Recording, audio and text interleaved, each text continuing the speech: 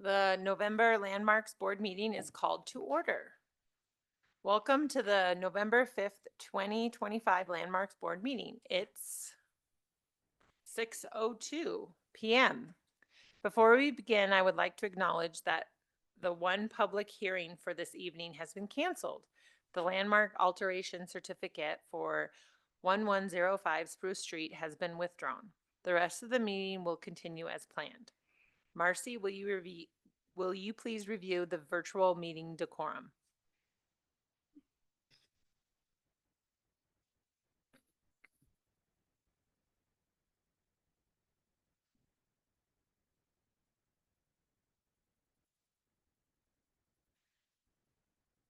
Good evening, Landmarks Board. The city has engaged with the community members to co-create a vision for productive, meaningful, and inclusive civic conversations. This vision supports the physical and emotional safety for community members, staff, board and commission members, as well as democracy for people of all ages, identities, lived experiences, and political perspectives. More about this vision and the project's community engagement process can be found online. The following are examples of rules of decorum found in the Boulder Revised Code and other guidelines that support this vision. These will be upheld during this meeting. All remarks and testimonies shall be limited to matters related to city business. No participant shall make threats or use other forms of intimidation against any person. Obscenity, racial epithets, and other speech and behavior that disrupts or otherwise impedes the ability to conduct the meeting are prohibited. Participants may raise their hands to speak during open comment. Uh, Individuals must display their whole name before being allowed to speak online. Currently, only audio testimony is permitted online. And this is, for those of you joining online, this is where you can find the raise hand function is under the reactions menu. There are also shortcuts, Alt-Y on a PC, Option Y for a Mac, or *9 if you're calling in on a phone. Back to you, Renee. The recording of this meeting will be available in the records archived and on the YouTube within 28 days of this meeting. We'll do a roll call and a brief introductions. Michael? Michael Ray, Vice Chair, Landmarks Board. John? John Decker, member of the Landmarks Board. Abby? Abby Daniels, member of the Landmarks Board. And I am Renee Globick, Chair of the Landmarks Board. We have a quorum this evening. Does anyone have any changes to the alterations of the October minutes? And do we have approval of these minutes? Any changes? And Marcy, are we allowed to approve these minutes with just 3 people? Yes? Yes. Okay. I move that we approve these minutes. Second. Thank you. We'll do a roll call. John? Aye. Michael? Aye. And I say aye. Abby was not at the last meeting, so just to note that. Potential in-person participants. Aubrey, do we have any in-person participants for open comment? We do have one, Tim Plass. We're no longer swearing people in for open comment. So please state your full name and you will have 3 minutes. Hi, my name is Tim Plass, and I am the president of Historic Boulder, and I'm here speaking on behalf of Historic Boulder this evening. And originally, I thought we would be speaking to the stay of demolition request for the 4 houses on Arapahoe Avenue, but seeing as that's been pulled, I'm not going to be speaking to that. But I thought I would take the time here tonight during public comment to address a process concern that includes the houses on Arapahoe, but it's bigger than that. And that issue is how site review intersects with a demolition ordinance. And it's a rather dry issue, but I think it's a really important one. The demolition ordinance is a powerful tool in the historic preservation toolbox for historic properties that are not landmarked, of which there are many. Think of all the wonderful historic resources on Union Hill, for example. In combination with the city's ability to landmark a property over the owner's objection, these 2 tools undergird the continued existence of many worthy but unlandmarked structures. The step of landmarking over an owner's objection is rarely taken, and rightly so. It's a significant incursion into a property owner's rights. However, I would submit to you that when a property is brought forward for demolition review that is part of a larger development proposal, the equation is changed. More particularly, when a historic resource is on a parcel that will go through discretionary process of site review, the usual calculus regarding the demolition ordinance changes. This is the case with the 4 historic houses on Arapahoe Avenue. And here's the reason why, and it has to do with the site review criteria. And I just want to read briefly through, I'm probably going to run out of time, so maybe I'll just skip that. But there are site review criteria that talk about historic resources and their preservation, and that's a community benefit that we get out of site review. However, the way things are set up now, the demolition determination happens before the discretionary review process, so that all the usual concerns about landmarking over an owner's objection are there without acknowledging the very different circumstances of such a proposal. The discretionary review process is a give and take between the city and applicant, who often wants relief from certain code requirements, for example, height limitations or setbacks in exchange for community benefit, one of which is historic preservation. So, under the current process, it's very likely that the historic resource may well be approved for demolition before the site review has begun. That's a process that is skewed against preserving deserving historic resources. I urge you to reconsider how the process works or isn't working. It has not always been this way. I understand the desire to have the Landmarks Board, rather than staff, make the determination of what should be preserved in the context of site review. But the current process has created an unlevel playing field skewed against preservation. Historic Boulder respectfully requests that we level that playing field again. Thank you. Thank you. Aubrey, do we have anyone else, virtual participants?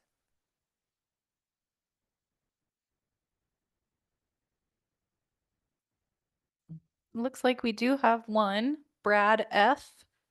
I will allow you to speak and you'll have 3 minutes. Brad, will you please state your full name and you will have 3 minutes. Sure. Brad Perforkis. I live at the Turtle Squires house, which is listed as the oldest house in Boulder. I appreciate Tim's comments on historic Boulder and historic preservation. In the context of that, I wanted to make a comment about 1105 Spruce. I'm not sure whether that's being reviewed today or whether this is a fait accompli, but the applicant and the town has characterized that they are kind of rehabilitating and renovating the historic carriage house, which is roughly 1895 period structure.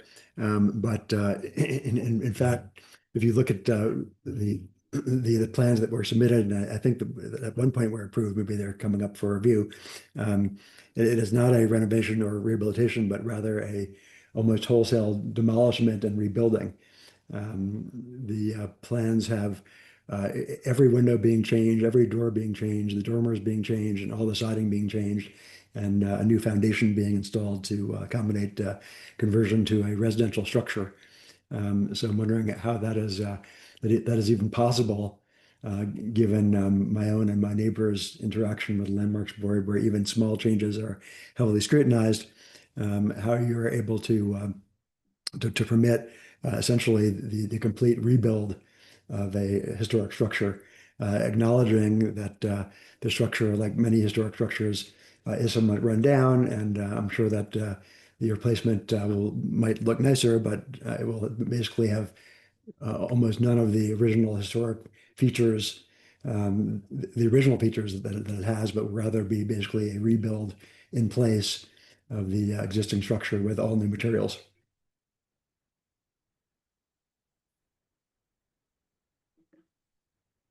Thank you, Brad. It looks like there's no pending demolition applications or landmark alterations. Oh, was there anybody else online who Oh. wanted to speak? We do actually have one more Oh, online. thanks. Sorry about that. That's Lynn okay. Siegel. Lynn, I will unmute you and restart the timer. Yeah, I'm Lynn, double dipping just- tonight because I just testified at EAB, which I probably haven't testified before them in 8 years. Lynn, will you state your full name? Lynn Siegel, because the priority for me is the Landmarks Board. So I talked to them mostly about Landmarks Board issues associated with embodied energy lost, our carbon footprint lost by these demolitions. And when I got on, I didn't get to hear the rest of the testimony of that person, but deconstruct or rebuilding something new, it said something like that. You know, that's what's happening all over. You know, I mean, I complained a lot about 1015 Juniper, a beautiful bungalow that was demoed, and a $5 million giveaway, basically, or 5 or 10, who knows, to that developer that built a complete monstrosity. Tom Meyer, my friend, lives across the street. He now's at Frazier, but he was also mortified by it. And not that you can control what something looks like. It wasn't, you know, landmarked, and it was demoed. And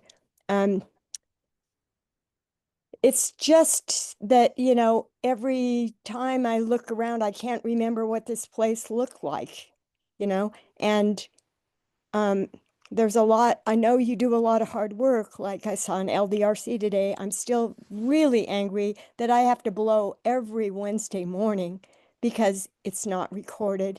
And I begged for years for it to be recorded because sometimes I just have priorities. And it's just, I mean, that's how 770 Circle got demoed on an LDRC for 8,000 square feet, $6.1 million at Baseline and Flagstaff. I mean, that should be a crime. That should get jail time for that happening. Now, as it turns out, the last I know, and I've been up there and I have friends in the area, it has not been demoed yet, but I'm sure it has to go before demolition again. Probably the people from England decided it wasn't worth it or something and sold it, and someone else will try that, and hopefully that won't happen again. Because, I mean, it was a Hobie Wagner or something, a flagstone house on the Wooey, and LDRC approved its demolition. It's unbelievable. That kind of thing can happen in Boulder. I mean, I saw a thing on Sand Creek Massacre yesterday, and it reminded me how really conservative this place is in light of it looking like it's progressive. It's not at all. I'm ashamed to live here. I'm from Pacific Northwest, and I'm ashamed to live here. You know, originally the East Coast was going to the West for gold, and Colorado was just a desert wasteland until they found gold here, and now Thanks. Sundance, you know. Anyway. Thanks for your comments, being a Lynn. comment. Aubrey, there's no other open comments? I don't see anyone else, so we're good to move on. Okay. And if it would be okay, I think it would be helpful to clarify with the application status that was mentioned by the first two speakers. So the application that was withdrawn today, that the public hearing was scheduled for this evening, was for the deconstruction of the contributing carriage house at 1105 Spruce Street and construction of a new building. So that decision has not been made because the application has withdrawn. And then the four demolition applications on Arapahoe will be are scheduled for the December hearing.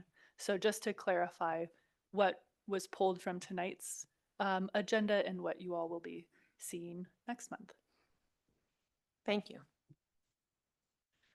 So we can move on to matters. Let's move on to matters, and our first thing is a team update.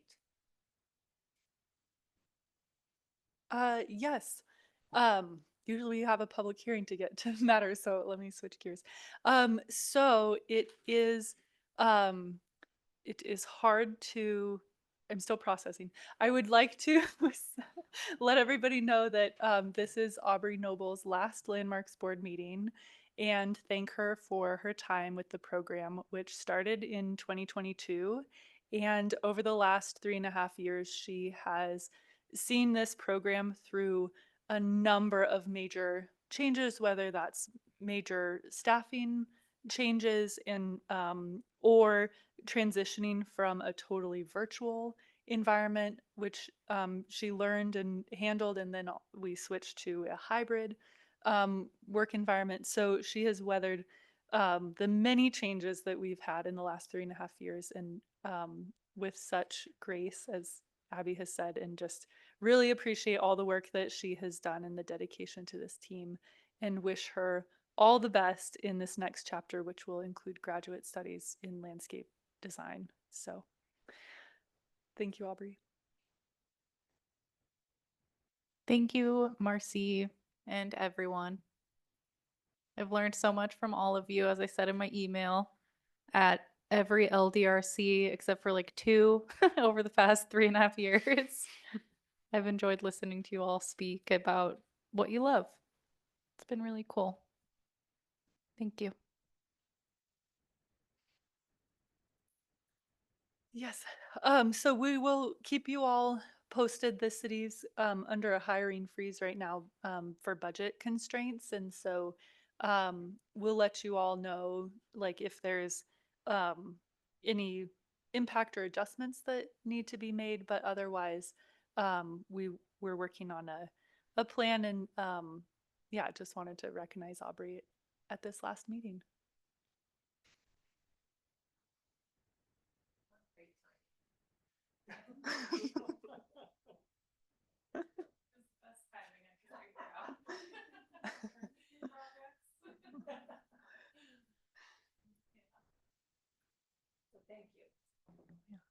Thanks, Aubrey.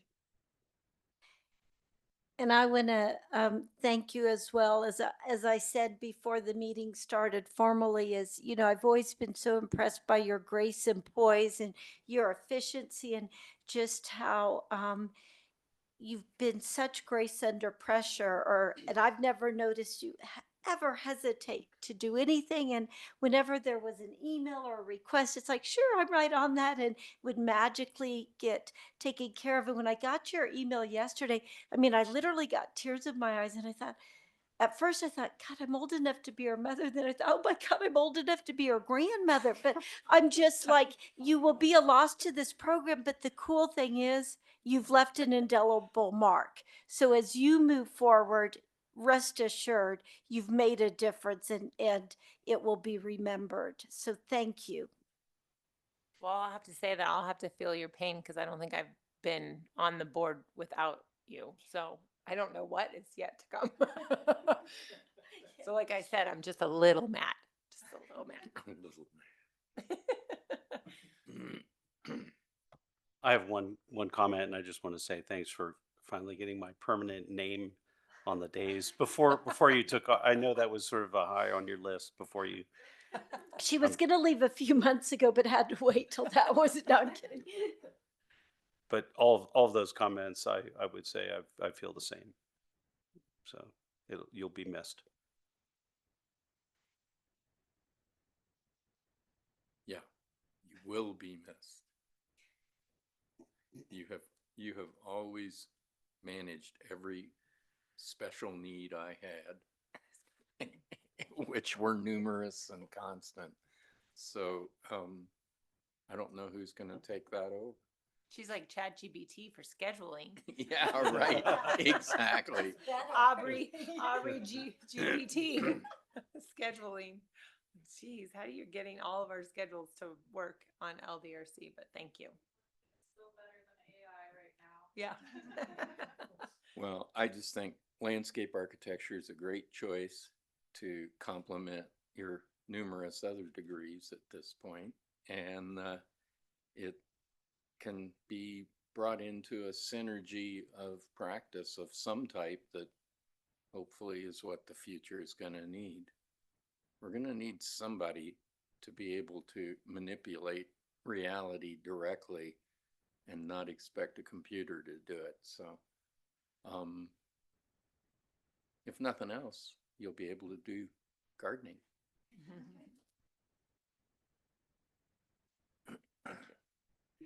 And now we have upcoming webinars Yeah, that I should've- she sent out. I should have put that at the end of the meeting. I'm sorry.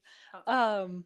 So yeah, without a graceful transition, let me tell you about some upcoming webinars that have some that you might be interested in. I'm planning to attend at least 2 of them. So um, uh, on Friday, there's one about managing change, preservation, and new additions for historic government buildings, and that's one that AIA and the Society of Architectural Historians um, is hosting, and it's a discussion about the destruction of the East Wing of the White House. And I think I'm really interested to hear kind of the experts' take on that. It's a really interesting panel of speakers. And I think if you registered, it might be recorded, but you'd have to check the registration link for each of these. The next one is Design Review Roundtable, evaluating additions to historic structures, and that one's put on by the National Alliance for Preservation Commissions, and they always do really great trainings. That one's next week, I think next Thursday at 11. Very kind of intersecting with our work. There's another one about kind of the federal level, defending the National Historic Preservation Act in Section 106, kind of following up related to the congressional hearing last week on that topic. That one's in a couple weeks. And then there's a webinar about disaster and resilience planning in Colorado, same day. If you want to do a double feature, but that one is specific to natural disasters in Colorado, which I think could also be really interesting. And then looking much farther ahead, I wanted to get on our calendars. The Saving Places Conference is in February this year, February 11th to the 13th. It returns to Denver, right downtown at the Doubletree. Actually, I don't know where it is. It's on Quebec. But the theme for this year is the case for preservation, and they're kind of aligning with some major anniversaries. I think of the maybe the National Historic Preservation Act and maybe the state. There's some anniversaries, and so the case for preservation is the theme. So look for an email in the next month or so about registering for that. You're always encouraged to go, and there are both in-person and virtual sessions, and then the recordings are available afterwards. And as a reminder, as a certified local government, it says at least one member has to attend one training a year, which seems like a pretty low bar. But if you attend any of these webinars, please let us know, because that can go towards that requirement. I have a question about Saving Places. Mhm. How many sessions are you and Claire presenting this year? 0. Okay, you never know. And I don't say that as like a point of pride, but I am very relieved that we're not doing any sessions, so that we can take a break and then jump in to another conference. But I am just an attendee this year. Well, Oh, I might be on a panel now that I think about it. well, you've both represented Boulder so well in the past, so. Oh, thank you. Thank you. All right. The next piece is the bigger item under matters. We also have a great presentation for you about the Japanese language school for Claire. And I think before we do that, I do just want to take maybe like a few minutes to just kind of recognize how important the LDRC commitment is for board members. And I recognize Chelsea's not here. She's sick today, but she was unable to make the LDRC this morning, and we had to scramble last minute in order to get a board member to attend. So first, a thank you to Michael for jumping on. Renee, I know you jumped on too. But I just wanted to kind of reinforce how important it is that the board does fulfill that commitment, because by code, those LDRC cases have to be reviewed by 2 board members and a staff member. There's not a way around that.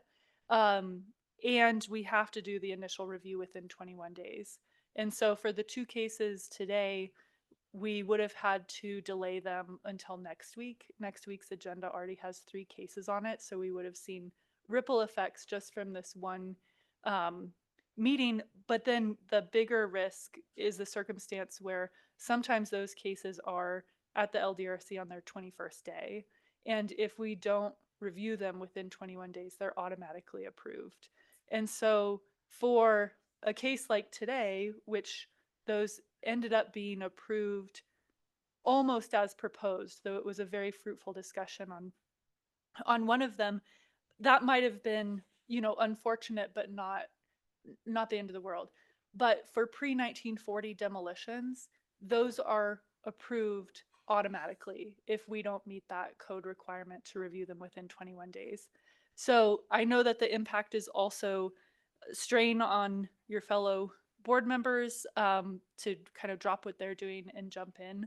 But I will say we've done so much to reduce the volunteer time commitment. And really like redefine and make the LDRC purpose more clear. So just wanted to say and open up to the board for any conversation. I just wanted to reinforce that we can't operate our program without you all.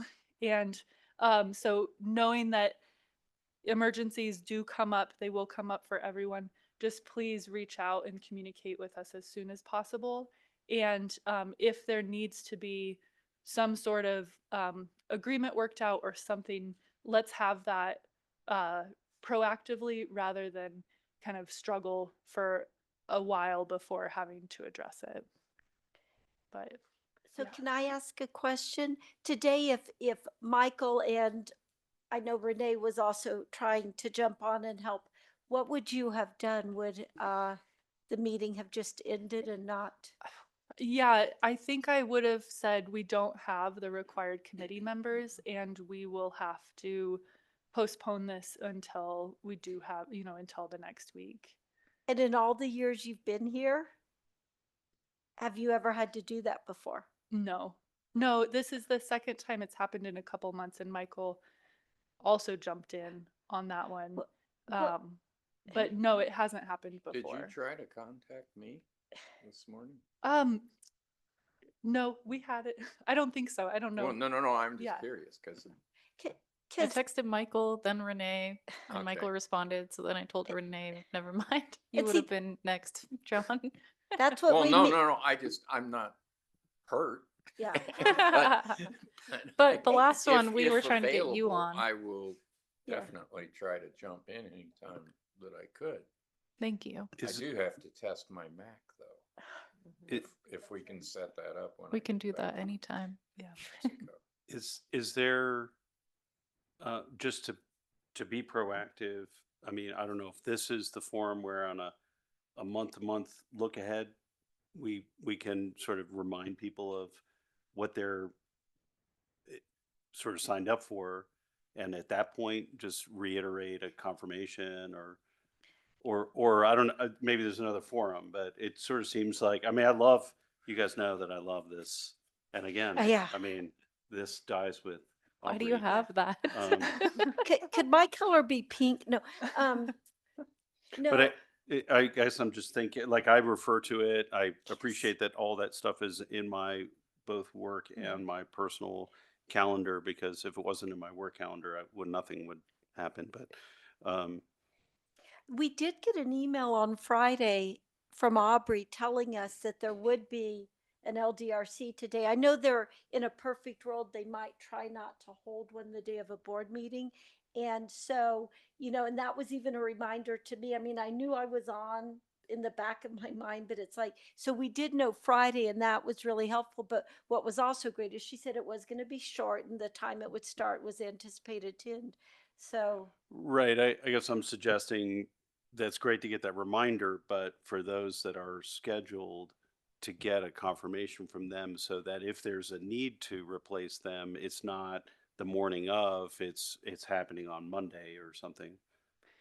I appreciate that. And we're flexible, whatever method works for you all. I know some I think the theme is the calendar appointments are key to see. I think for today's case, it was an illness that was not, foreseen. So in that case, it's the ask is to like communicate, as soon as you can. But we are open to ideas and am adaptable if there's something that we can be doing to help that. And to Abby's point, like this hasn't been a problem in the vast majority of cases. It's more that because it happened twice in the last month or so, it's a pattern that I don't want to continue. And recognize that not all 5 board members are here, and perhaps there's another time to discuss this. But since it is fresh on my mind from this morning, I did want to just bring it up tonight. Yeah, and I was just thinking, like, if I was in the situation where I had to, like I just had my phone or like I was rushed somewhere and had to do something emergency wise, like if I had the, a like an email or a text message or a call, like if I text message, been text messaging me, is that would be your personal or is that the work email? Like, is there some way to like, because I would, if there was a situation where, the emergency this morning for Chelsea, and I want to honor the fact that she was super ill. So, and if you're thinking like, I mean, I would have been like, whatever, if I was that ill, but, I also think that I could have probably popped like a text message off to somebody in the group. And I don't know if it makes sense for us to be able to share the email via like or text messages or like if I could have Michael's, cell phone number and then I could text him and be like, hey, I don't know who I'm on today and I'm super ill. I can't come, like something like that. Then like Michael could be on it, or I could do that to Abby. Like if there was a text string that made sense, and I don't know legally if we're allowed to have that. So that might be ixnayed on everything, but emails are just as easy. And I think that we also probably could pause the information and just see like what would have been easy for her to in both accounts that she missed it. So if that would have been good to, oh yeah. I see I always Chris. get, Oh, yeah. yeah, pushing the Good, boundaries. good evening.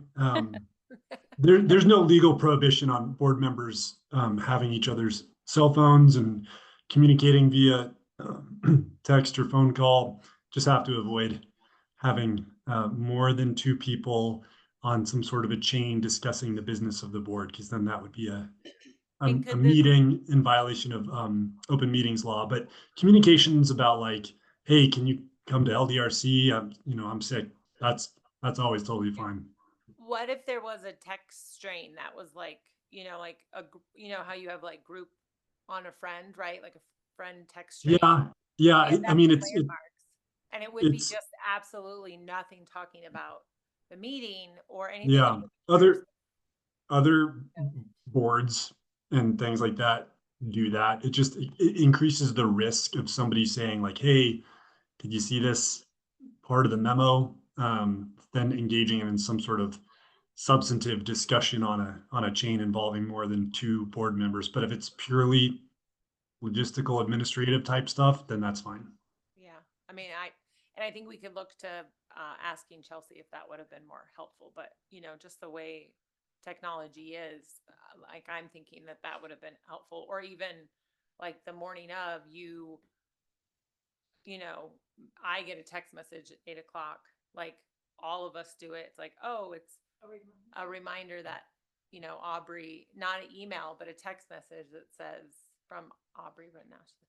Abby and Chelsea were on today, right? And then, because I, for the longest time, starting this, I was like, oh my God, am I on? Am I not on? Like I would call Aubrey and be like, Aubrey, am I on? Like, I don't know how to find it out. And so now I just reserve every Wednesday in the morning not to book a meeting if at all possible, right? And then even on Friday, because we get the emails that says about, everybody gets them. And then I double check and be like, okay, my name's not there. Mhm. So like, I'm like double checking and rechecking because I have that fear of doing that. So I don't know if a text message in the morning would be like, I will say that I think the method of emailing the whole board on Friday to say, here's who's on next week, and then sending the calendar appointments to the two people who are on, I would ask that you put your calendar alerts on rather than rely on a human to text you in the morning, like, don't forget you're on today. We also don't have city cell phones. And so I would rather have like that email on Friday, oh, I'm on. Let me just quickly reply to that. Hey, I'm sick. I can't make it. And kind of use email or phone more since we don't have city cell phones for texting. when you send us the evites, doesn't it automatically give us the like alert? Like when I send somebody a meeting, I alert them like the day before. I choose day before, and then I choose like 30 minutes before the meeting. Do you have that? I can't remember if that comes up on me. I get alerts You get in an the alert? morning, and then I get the option to put on do not disturb. Oh. But that's just Oh my my calendar. gosh. And also when I get it from Aubrey, I will hit accept at the bottom of the calendar thing. Now, I don't know if you ever look at that or I see do see that. those. You do look at it. I Oh, see I'll them, keep- yeah. And it's the other thing is I also have gone, especially on a Tuesday, gone and looked on the city's website, and it also says who the two board members are assigned, because I'll do that kind of double Yeah. checking. It looks too. like I have an alert Yeah, 10 those- minutes prior. Yeah. And then I just clicked on day before. Yeah, I didn't know I could edit it before sending it out. That's interesting. It- The invite that I have from you, calendar invite, has a 15-minute before And that's funny. notification. Oh, Mine's okay. 10 minutes. That might be a city thing. Oh, Renee's is 10? Yeah, mine's 10 Interesting. from I think you can set it yourselves for, Well, I I think got that something an hour before. Oh, nice. I think there's probably a lot of solutions to this. Yeah. And again, it hasn't happened many times, but when it does happen, it has a big impact on our ability to run the program. So I might suggest like if you have thoughts afterwards of like, this would actually be more helpful, or if you're like things are working well and I just reinforce how, that it's important, that's great. Or if we schedule another time kind of at a retreat or in the future. But thanks for jumping in, Michael, and everybody's willingness to jump in. Really appreciate it, and appreciate the work you all do. All right. The next thing is the letter to council. And we estimated that this discussion might take up to 45 minutes. It might be shorter, it might be longer. But as a time check, it's 6:40 now. So wrapping up around, what is that, 7:30-ish. This is, let me frame it. So city council doesn't ask for letters from boards and commissions every year. And each time they do, they have slightly different asks of the board and commissions. So, that was my, oh no, oh no, where's my other, oh boy, I messed it up. Okay, pretend you didn't see that. I had a really, sorry, Claire. It's in here somewhere. I'm going to start here. The letter to council this year is due on December 19th, which is a month and a half away. There is a template prepared so that all the letters look the same and they are no more than 2 pages. With 23 boards and commissions, you can imagine why council did that. The intent this year is to inform the council retreat for 2026, which sets a 2-year kind of work program for council and priorities. So what they are asking for across all the boards and commissions are ideas for council priority projects. They ask that the projects need to be less than 12 months to complete, but realistically, the council priorities will be set around March, and then the kind of election season comes in around November. It might be shorter. It might be more like a 7 to 9 month project that needs to fit within that time. The project also needs to be aligned with the citywide strategic plan and any kind of department plans. So for us, it's the historic preservation plan. So they would want to see, how does this project advance these other goals and strategies? So last meeting, the board, you all decided that you did want to write a letter this year, and that we would set up a meeting to discuss like what might the idea be and talk about it. So instead of setting up a separate meeting, we decided just to add it to matters today, and then figure you all might set up another meeting or two before the December 19th deadline. So I was thinking that any project that any board and commission comes up with likely has a major staff work plan impact. And so I wanted to think like, what project would we as staff recommend to the board as a council priority project?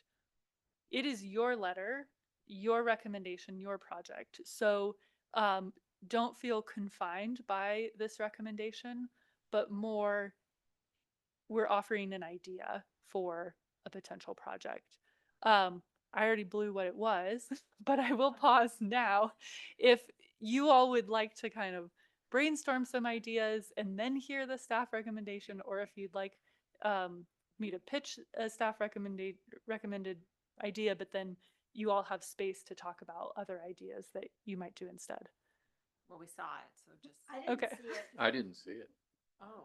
I think So I it's think a we should political advertising. brainstorm a little bit first. Yeah, great. Don't let Actually. me fence you in. Well, then I'll try not to blurt it out. Well, you can blurt it out Uh-huh. and say it's.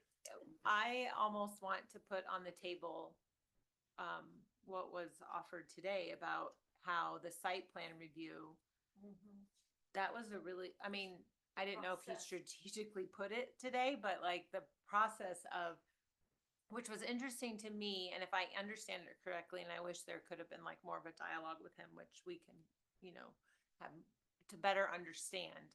So it has to come, and I just kind of want to know the process he's talking about before we want to change it, right? So, Marcy, they bring in and they want to demo a building. They have to go through landmarks first, and then we say yes or no. And then if it's yes, they go to site review. And in site review, there is a place for them in site review that offers them advantages for keeping the historic structure.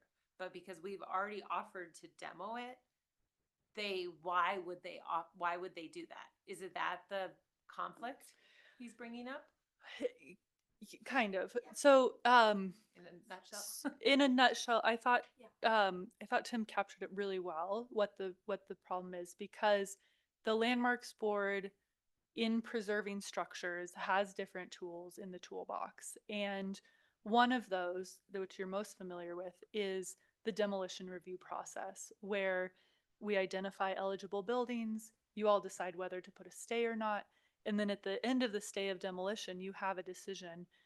Are we going to let this one go, or are we going to initiate landmark designation over the owner's objection, which happens very rarely and should, but that's a major step to take, where you're asking, is the preservation of this building in balance with the kind of the goals of the comp plan, and then value to the community for historic preservation. You're only looking at that balance, this one building compared to like the public community value of preserving that building.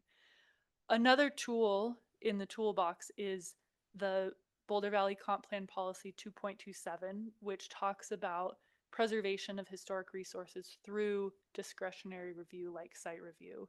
So in the comp plan, the policy states that if there are eligible buildings or structures on a property that comes through the discretionary review process, then the city should preserve those through that process. And so the way that that has worked in the past is that the historic preservation staff and the development review staff meet when a pre-application comes in, looks at what's on the property, whether it's the First Christian Church on 28th or the Armory in North Boulder, and say that's an eligible building.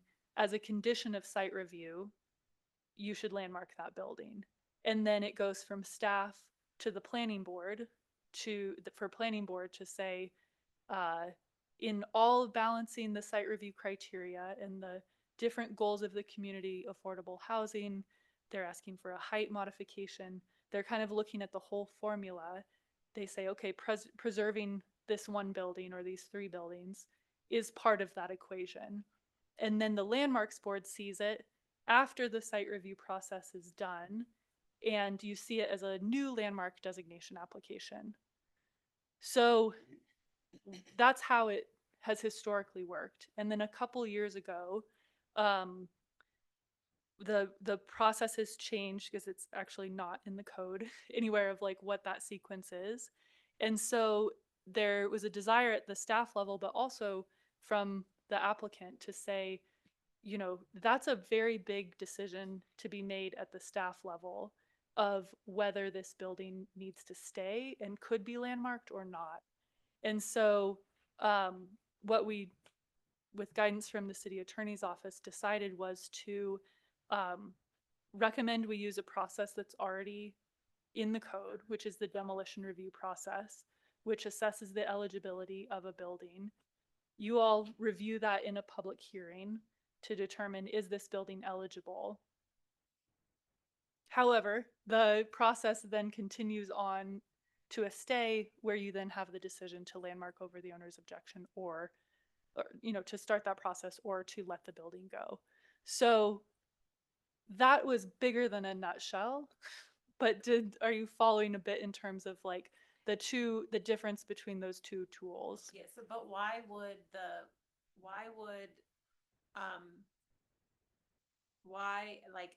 I haven't really seen in this sort of situation where they're doing a big site review plan, have we? Recently? Yeah, The- St. Aidan struck me as something that came to Oh. us out of order from how I used to. And I didn't realize that 2 years ago that change was made. So I was like, wait, what? Mhm. And the thing that I took away from it, and Marcy can correct me, is it's very likely, despite the decision the landmarks board made and the I guess you have a year to demolish it. No, yeah. You have a year to apply for the demolition. You know, but sometimes things short. like that, and the pastor was wonderful because she said sometimes it takes us 8 months to pick a paint color. But the point is, I remember thinking they could very well be back in front of another landmarks board because they may not get through that process in time and have to reapply for it. So Well, it's, yeah, it they is a were- switch, you know? And St. Aidan's is the one that comes to mind immediately. Why wouldn't site review or like something as big as that have its own? It could go in conjunction, or because I feel like if we review it and we agree to demo it, right? Then it doesn't. There's no incentive to save it when they're going through site review. I think that right. because the Yeah. process, Right. That's it. the process of demolition review is incomplete in the sense that we make a review of a building as to whether it should be preserved or not preserved, and that by the petitioner is interpreted to be, then you're saying I can demolish it.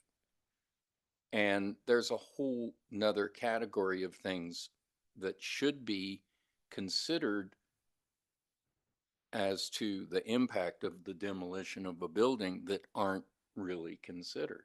That's what a lot of people have been saying. That's kind of what I've been saying. I is, mean, I see the double-edged sword. is that when we review a building with the criteria we have, it is this a historic resource that needs to be preserved or should be preserved? And if not, yeah, it can be demolished from our standpoint, but that should not be a complete process.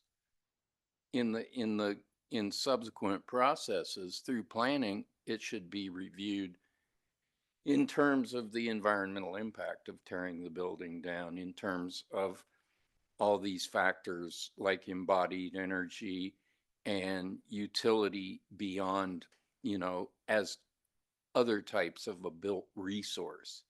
And in fact, in terms of its non-historic impact on the city's character and factors associated with use. And I mean, there's a whole category of things that we can't even talk about that should come into play on this. And it's my partial understanding is that other cities have a different process. And I saw one at a preservation conference that we went to about San Antonio's process, and that was particularly focused on deconstruction, but it was also focused on a broader kind of analysis of what demolition does, and because it has impacts on other resources, like you tear down a building and the stuff, even if it's deconstructed, it may not all be effectively reused, and it's going to have to go somewhere. And that means that you have to have facility to handle that as a city. And if you have hundreds of demolitions occurring or deconstructions, you're still having to landfill a massive amount of toxic material and et cetera. So somehow the process is not complete the way we're being brought into it. And whether we're on the front end of it and then it goes to site review, or it comes from site review to our review, we're not making a complete decision as to the value of the building. And I'm hearing kind of two distinct ideas between the, tighten up, define the site review process and how it intersects with the landmarks board or historic preservation. And then this kind of holistic view of all the impacts of deconstruction. And if the board's chooses the deconstruction one, you all might think about partnering with the environmental advisory board to that comes to combine your forces. mind. But back to the letter. No, as a letter, as your Just- recommendation for just the a- letter. Yeah. A kind of a idea I had is, I think that based on all the kind of constraints that were put on what council's requesting, I think we should, in the context of updating the historic preservation plan, I think we should encourage council to stage some type of educational event to more broadly engage the community about the historic preservation program, about what we're trying to accomplish and what we think it means to the community. And I feel like that would be something that could be easily accomplished in the 12-month cycle. It could be a singular event. It could be a series of events. It could be used in a way that gathered public input into informing the process of updating the plan, like the discussion about windows and doors, for instance, and things like that the community has very strong opinions about, and that is in some respects threatening their kind of, I guess, I'm looking for the word, just the support of the preservation program, because it inhibits this other goal, which is energy performance. Or the and- opposition, right? The opposition, where we get so much pushback for. Right. certain things and hearing what they want to, what the community wants to preserve and what they don't want to What, preserve. yeah, what they think is important and, Yeah.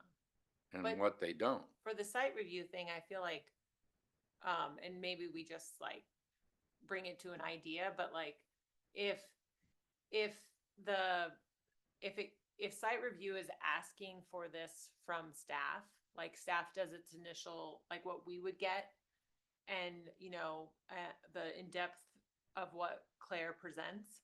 So like if that was what site review, because if I'm an applicant and I'm a developer and I want to develop this site into whatever, and there's an older building on it, I want to know what I can do to that building.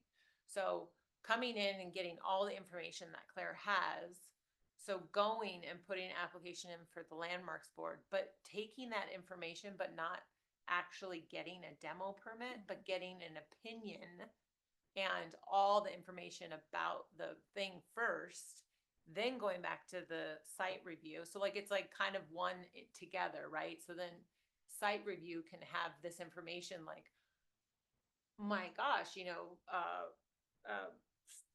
this person lived here and this is important. We think this is important. So let's try to push to preserve it, rather than like our only, I don't want to use that word, our only Recourse. recourse to keep a building and not demo it is push it to be landmarked against the opposition of the owner, Right. which is a big deal, like she said. So I feel like if we have something that's like, okay, the planning department says, hey, we'll give you, 5 more feet on the height requirement if you preserve this part of the building, they're more likely to have incentives to do that, rather than us say, okay, it's not worth anything. Well, it is worth anything. Every building in Boulder is worth saving for so many different reasons, right? And it's just in the eyes of the beholder of what's to save and what isn't. But if you're talking about the environment, which Boulder really wants to be part of on the edge of energy conservation, it's every building. It's greener to save every single building than tear it down. It's true. So, I mean, that would be just something to maybe change it up so that it's not like I don't know how to even change that, but that would be a suggestion. That could be one, and then anyone else have? Well, this isn't so much about the letter, but very quickly, what's interesting with that change about the process of site review and coming here first is I have personally felt a different pressure or responsibility. If someone's in front and it's just one house on one street or what, I sort of know with all the criteria how to land on a decision on a vote. When it's a whole development and then even though use is not under our purview, you start feeling sort of, well, but we're going to do this and this is going to be this great community benefit. And it sort of takes it out of the more straightforward decisions we've made before in the past. And so when it comes kind of to us before site review, I feel a different kind of stuff coming at us that wittingly or unwittingly might guide our decision or whatever. And the only other thing I'm going to say, because I'd be remiss if I didn't say this, and when I wore a different hat and was more in the advocacy, and now here I know as Landmarks board member, we don't do the advocacy, we make the judgments, is the reality in Boulder. I can think of 18 properties that started out as initiation over the owner's objection. Only 2 have ever been landmarked in this city. Marcy, I think it's 2 or 3 at the very most over the owner's objections. And for several reasons, it's because the conversation changes when that discussion begins. And there are people that will say that, oh, you've demonstrated to me, that this is valuable. I want to save it, or we could do this, or we could do that. So when people talk about, and I do understand the personal property rights of that, but the reality is that we're lucky we can bring that up as a landmarking over other communities, that's not even an option.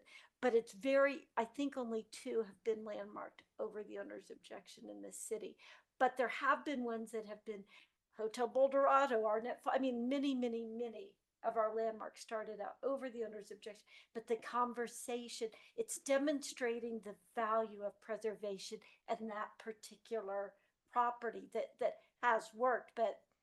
And that's not in light of this letter, but I do think the process is interesting that you're talking about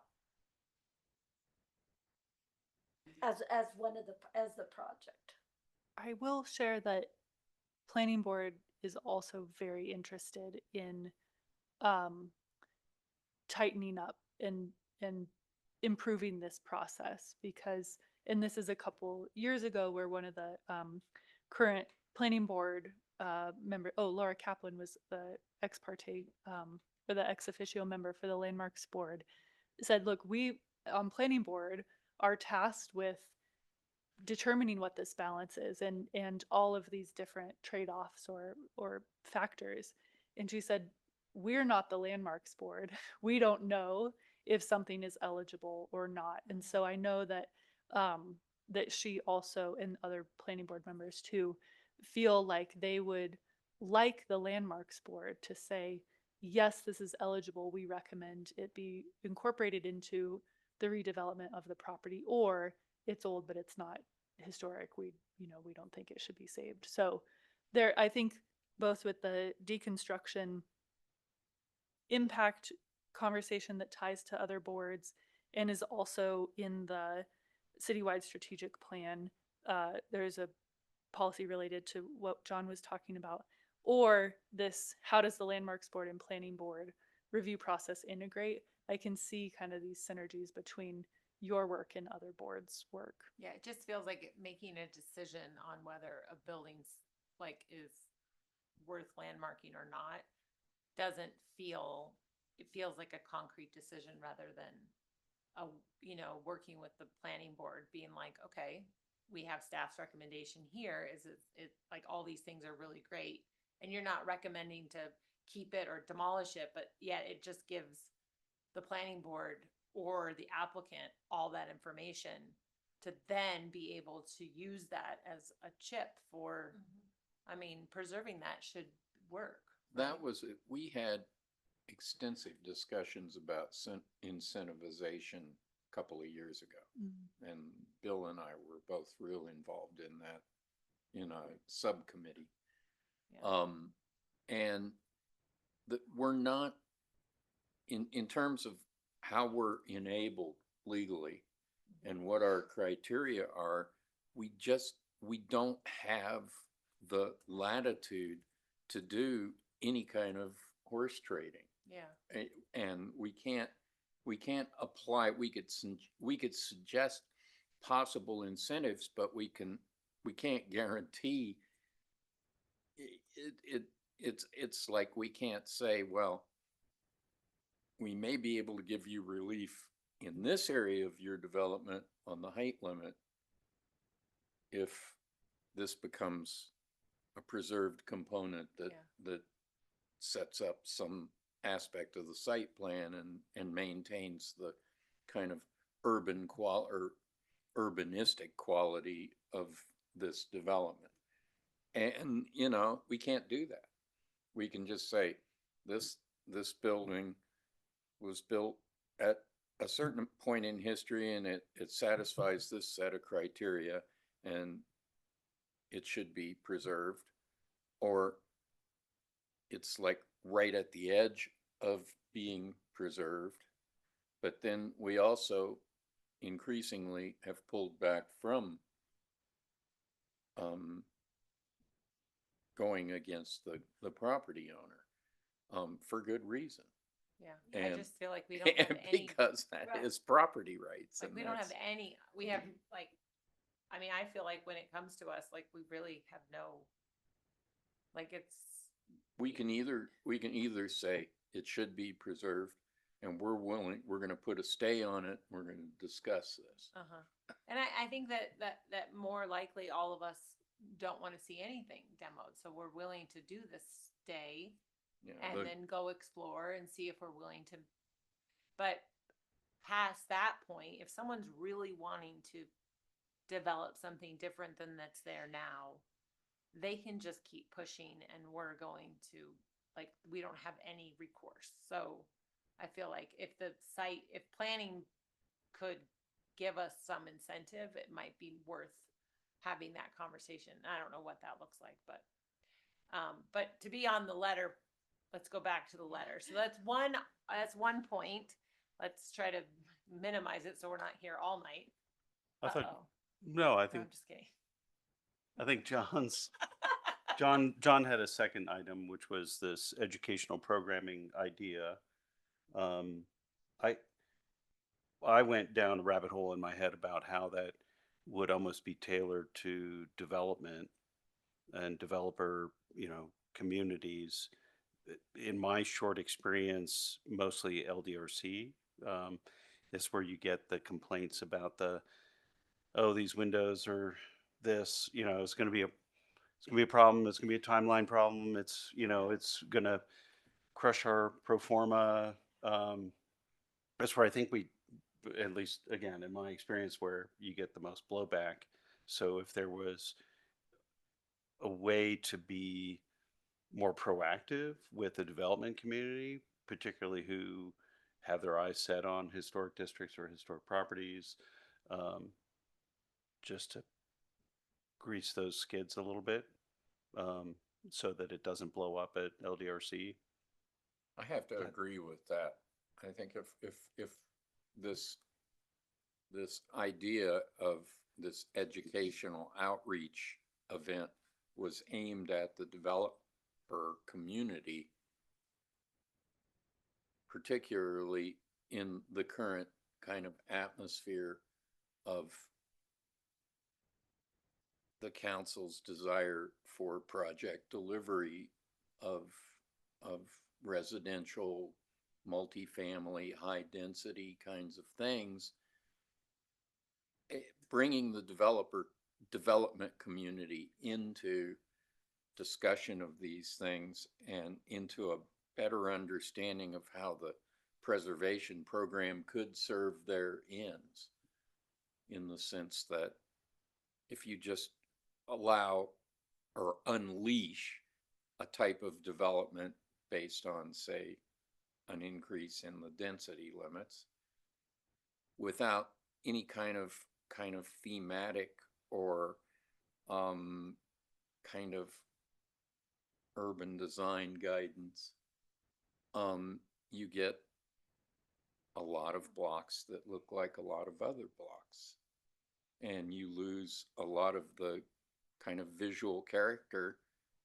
I mean, this is one of the reasons that I personally feel preservation is important. It's a component of a city's urban design, the historic pieces of it. And if you allow the loss or allow for the loss of a lot of those things, you've effectively changed the character and imageability of the town from an urban designer's kind of discussion.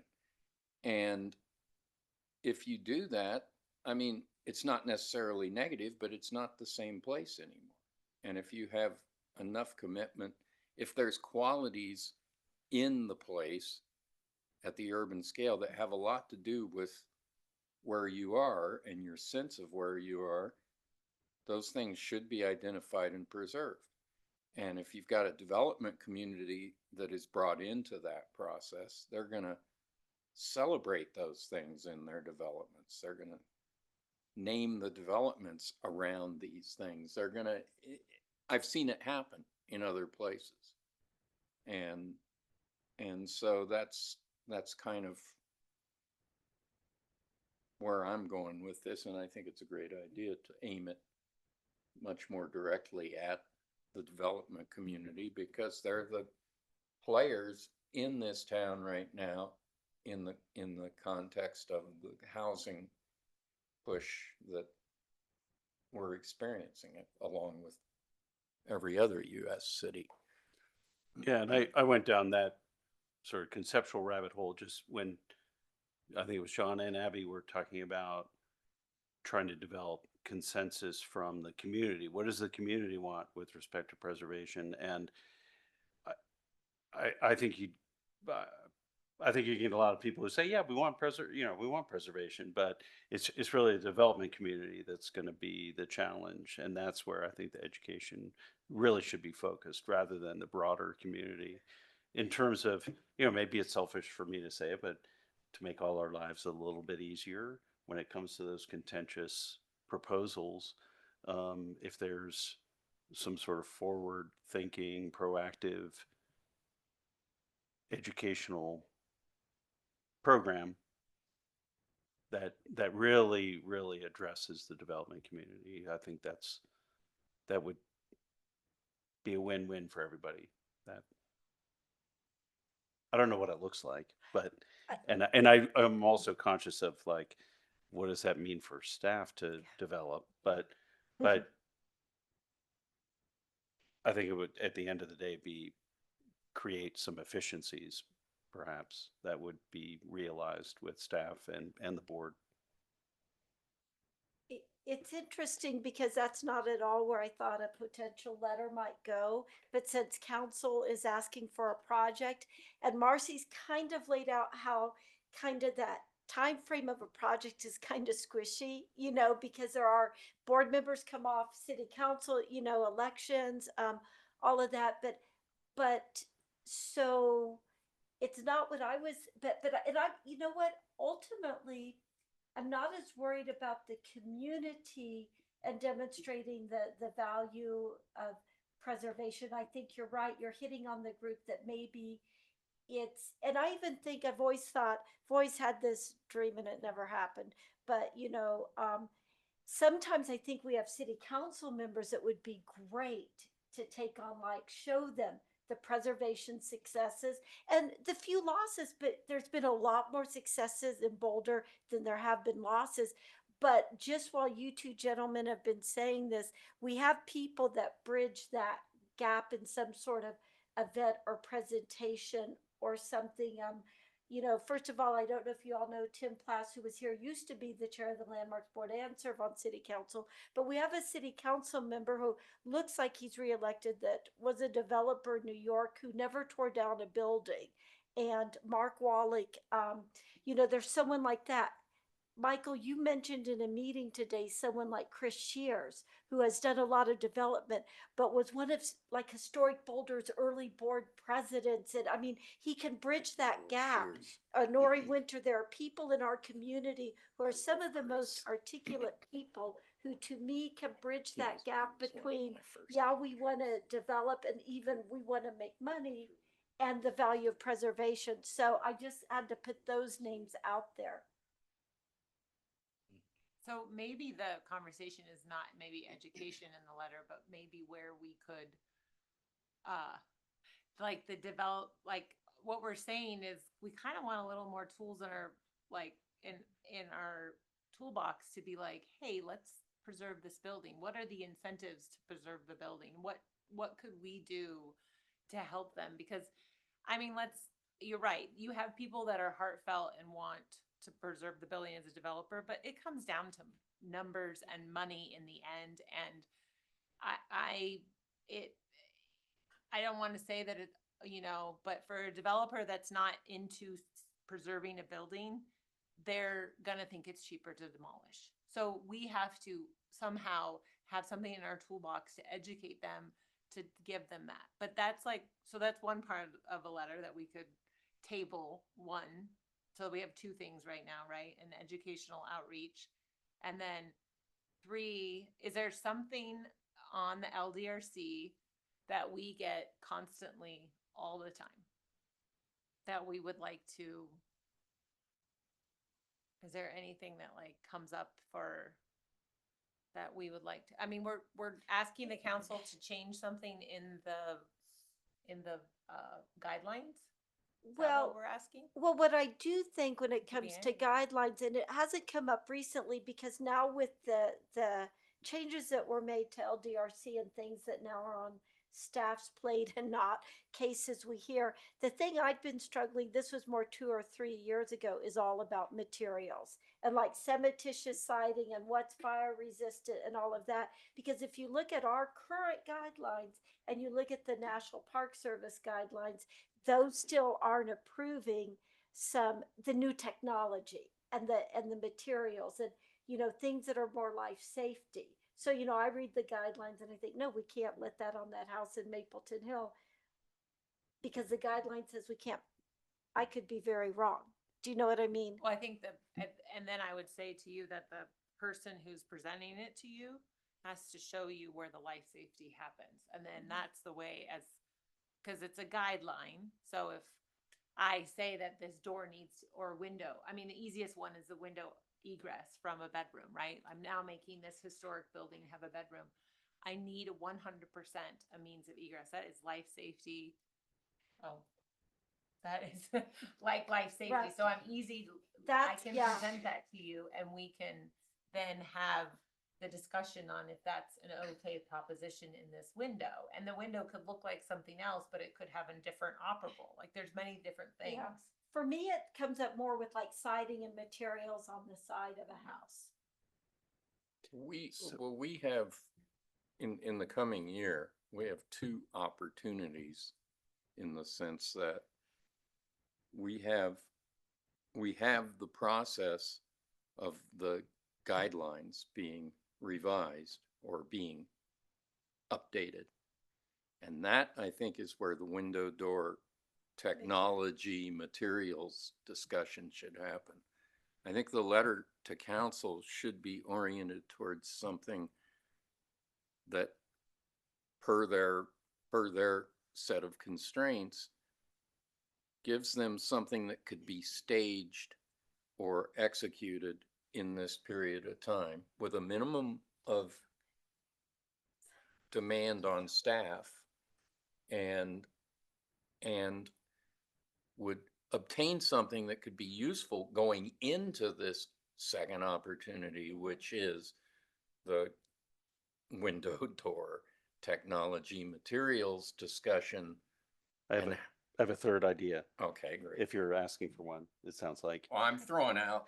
I do think, just to wrap up the Request. material thing, I think the fire ratings based on the updated fire codes will have to be addressed, as John said, when we talk about criteria and materials. A third idea, and this is a little bit of a third rail as the third idea, but can we have the council, can we request that the council double down on a commitment with municipal buildings, city-owned buildings, to be more aggressive in their redevelopment, primarily for, functional and programmatic needs, but to try ask their agencies to try harder to rehabilitate buildings rather than just tear them down for the next shiny object that is the demand of their particular agency and its technology and whatnot. The fire department is the one that comes to mind. And I think, as a sort of more political persuasion, that the council could be a conduit to those agencies to request commitments to keeping buildings when they have, needs for bigger trucks or whatever it is, that there just be a little bit more careful attention made to not throwing the baby out with the bathwater when we're losing really cool old buildings. Like the one we reviewed. Sorry, yeah. Don't throw the That baby- one. Don't throw the baby out. Well, I don't know, and I don't know if that's an item for the council, but it certainly seems that from a political persuasion perspective, they could say, no, we're not going to do that, but we can ask. And I think it would be parallel with our overall mission. And To Marcy, save buildings. it was about, like, you want 3 things. So the guidelines, which we're talking about with, so now we have 3 ideas. for what the letter should be, but the guidelines that are like for the WUI or the windows or materials, that is, am I correct by saying that John said that we have time to review those and change those within ourselves, or we have to ask for council to change those? No, can you don't have to, propose council doesn't need to be involved for the Landmarks Board to update design guidelines. Those are adopted as administrative rules. So it's Okay. more of a decision of work planning and what the board's priorities are, et cetera. And I didn't mean for materials to become part of the letter, but you had asked what kind of things continuously crop up at Yeah. LDRC and sometimes at the full board. Well, I think windows are like Yeah. 100%. Like, Yeah, but- Oh, why, yeah. what wood windows? You got to use wood windows when, you know, other materials are. I think that Yeah. in terms of the discussion that we've been having, I think that the thing, at least in, you know, any kind of significant development or redevelopment, the things that crop up the most are demolition and demolition, and Right. usually demolition. Well, we don't want to be called the demolition board. So, Exactly, and we Mar- have been, but that's Marcy, a do you want to different give us matter. your fourth idea, and then Well, I'm we on can- number 7 listening to you Yeah, all, but no, you had it. 11 teen. no, I appreciate that. Yes, so let me cue this up. Go all back to the beginning. So Just to move it forward. where we were thinking about this of like what fits into that 12-month time frame, you know, if I were to poll the board right now, what is the number one issue people have with historic preservation? What's the number one point of friction that in your experience people have with historic preservation? I would say windows, but I would say that we hold up their projects. Process, windows, Being told what to do fair. or perceiving they're being told. Mhm. Right. In my experience, windows always come up. If I'm at a dinner party and I say, they're like, what do you do? And I'm like, I'm in historic preservation. They're like, that's so cool. Those leaky old windows, blah, blah, blah. And then they go on a rant. Or if I would say that this is the number one thing across the last, over my entire career, that this has been a main point of friction, and not just in Boulder, but like nationally, there are conversations. Is historic preservation losing the battle over windows? Is it this culture of preciousness that the Relevancy Project talks about, where so many more people might identify with the value of historic preservation, see the value of historic preservation, but they get hung up on windows? Like, I love old places, I love visiting old places, but those leaky old windows, right?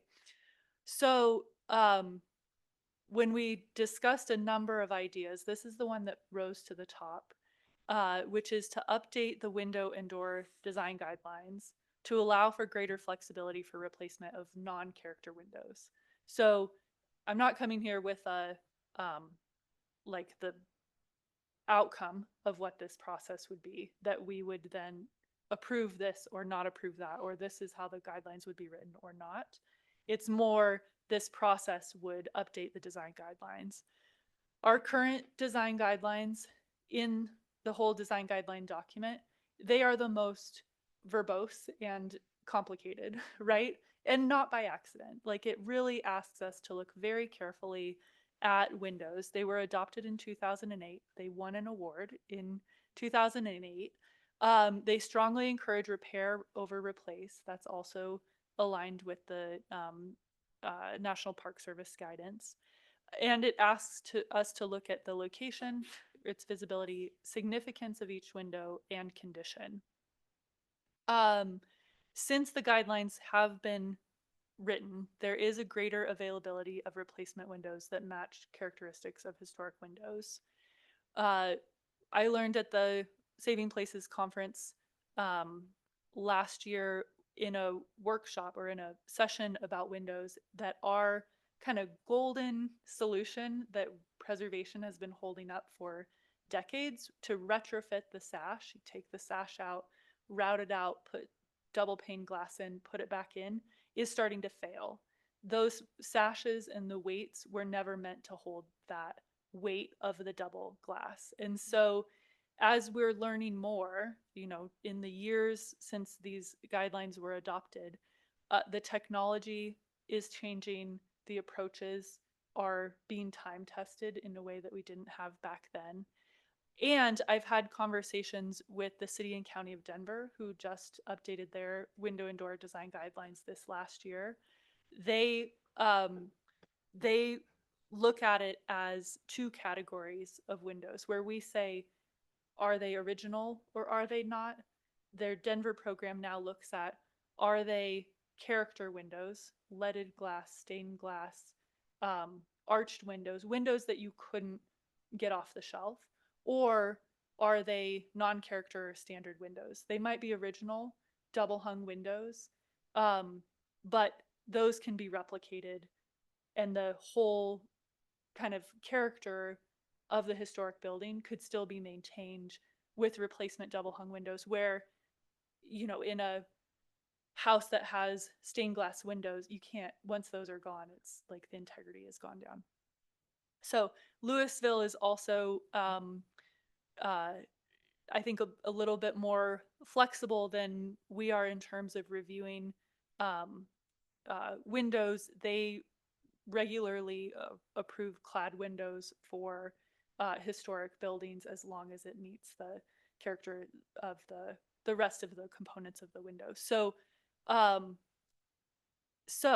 this is a project that I think would address concerns that I've heard for many, many years. In this case, I don't need to go to a forum to say what's the biggest issue. I feel like over the years, this has been the one thing that has come up in my experience. I think that it would address an issue that individual homeowners have, maybe as well as developers, but I think it's kind of a cross section. I think in the city council candidate forum, windows was a real theme in that, in their answers, that when Historic Boulder asked about that. Looking at the historic preservation plan, these are policies that this might contribute towards. Ensure regulations and design guidelines are current, relevant, and provide effective protection of historic buildings. Continue to address common energy efficiency issues as technology evolves, to address window rehabilitation and replacement, solar panel installation, and use of alternative materials. Undertake and publicize energy efficiency studies. I think one thing that is really important, and that Denver has done, is that they still incentivize rehabilitation over replacement. And one of the ways that they've done that is to say that for state tax credits, which are now up to $100,000 for property owners, if your windows are beyond repair and you replace them, then that's a qualifying cost. But if your windows can be repaired, but you choose to replace them, your whole project is disqualified from state tax credits. So they will allow the replacement of windows, but you forfeit up to $100,000 in tax credits for your whole project. So are there other grant funding mechanisms? Are there other incentives? I think laying out the case for sustainability and energy efficiency for rehabilitating windows, and giving people a reason to say rehabilitation has a lot of benefits, or for somebody to look at it and say, I'm still going to choose this one for the non-character windows, would be an important piece here, because A question, in the case of Denver and Louisville, is their review process comprehensive between planning and historic preservation? In other words, how's the incentivization work to where the power is there to apply it? I don't know It's that been I a long time since I've taken a know the answer project to through that. either. I don't know. I don't know. Yeah. I'm just curious. I know that I worked at different scales and different types of projects, but in Aurora, their process was, this is a long time ago, was you came in with a project that was going to go through their review.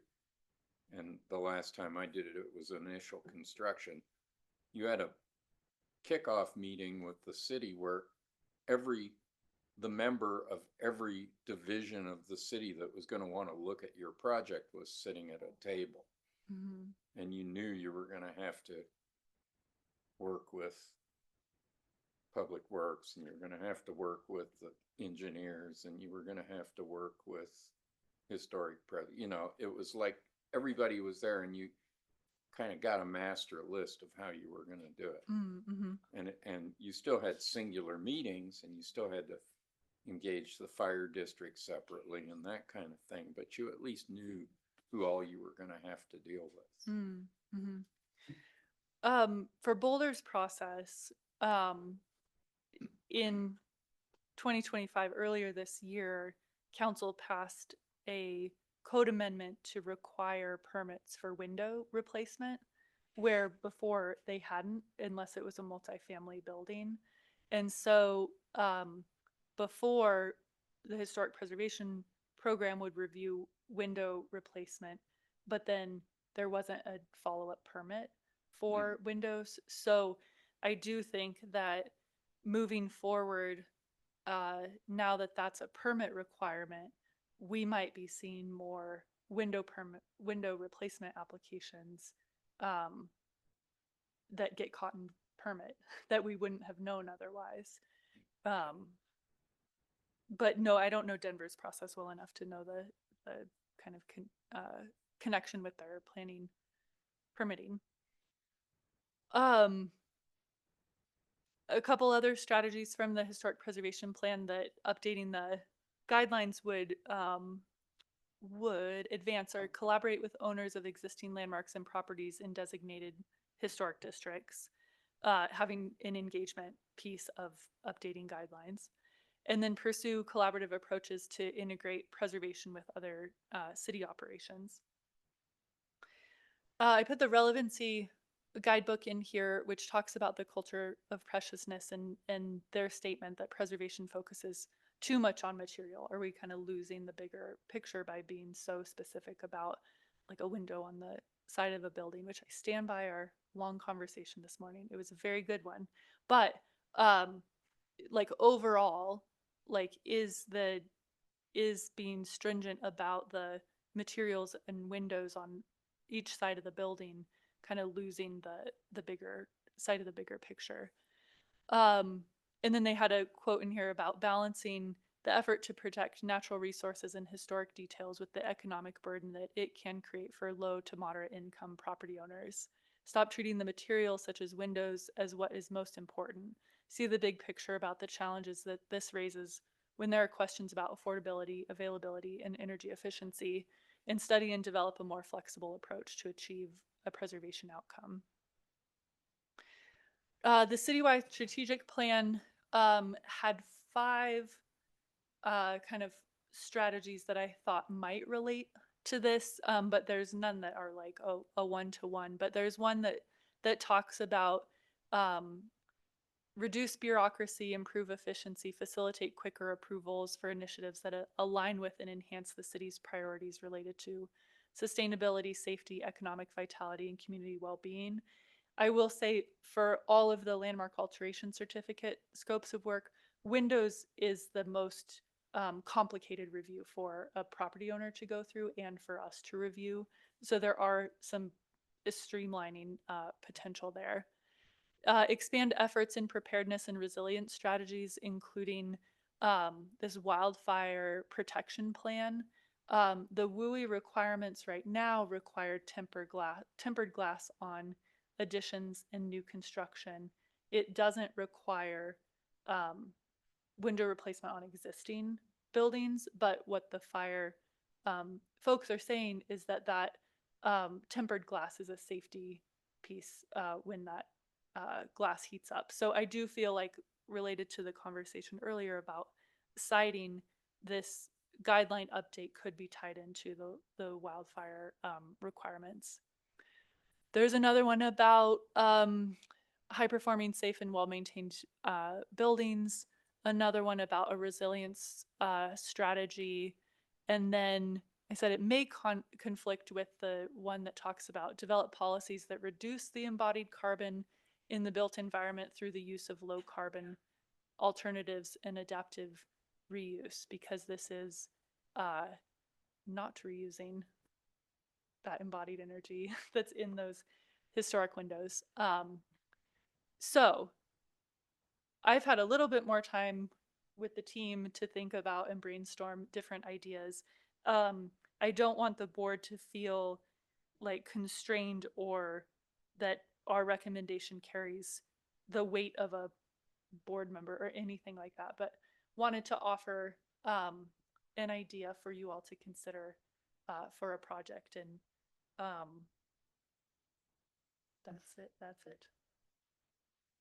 So having been involved in a variety of city council letters, some that were absolutely epic fails, which was no one individual's fault, but just too many voices on too short of a timetable trying to race it in. And, that's okay. And also, I think what I've realized with some letters in the past is that city council has a lot of things they're looking at, and they're getting all these letters from the boards.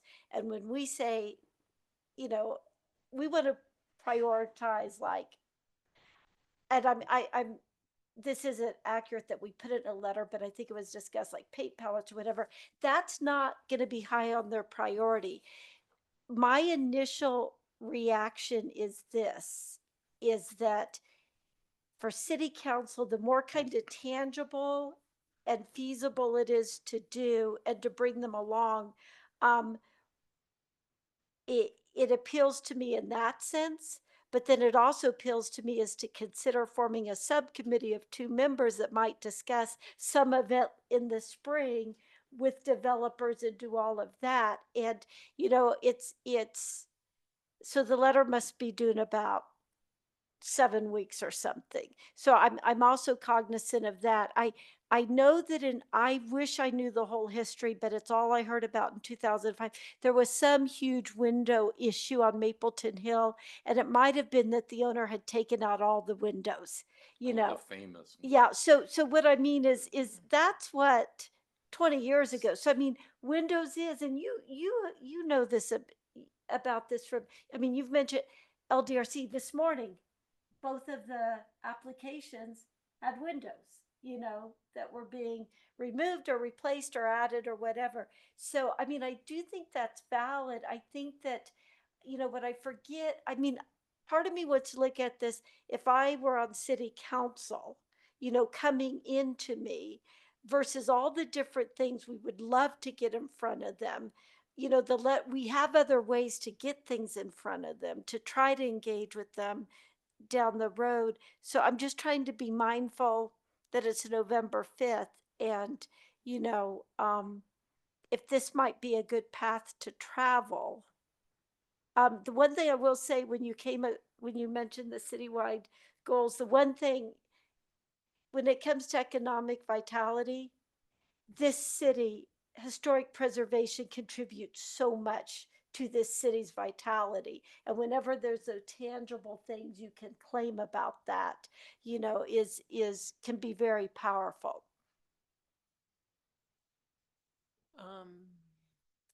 I'm thinking that, like, you're saying, are we allowed to,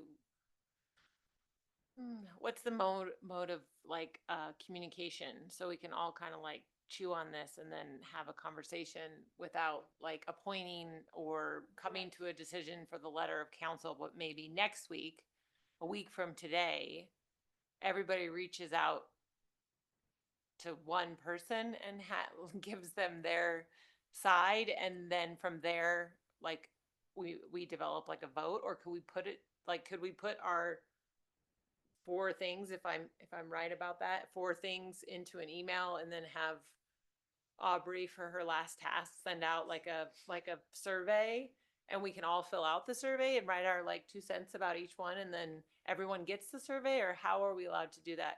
And I'm sure I'm going to get a check in here in a minute, but like, how do we, because I remember last time we were able to communicate with 2 of us, Right. and then if I communicated with Michael, then Michael was allowed to communicate with John, Right. but I wasn't allowed to be on the call with the can 2 of have them. 3 people. Right. And then same John call. was allowed to communicate with Abby. So, like, is that how we're gonna do it again?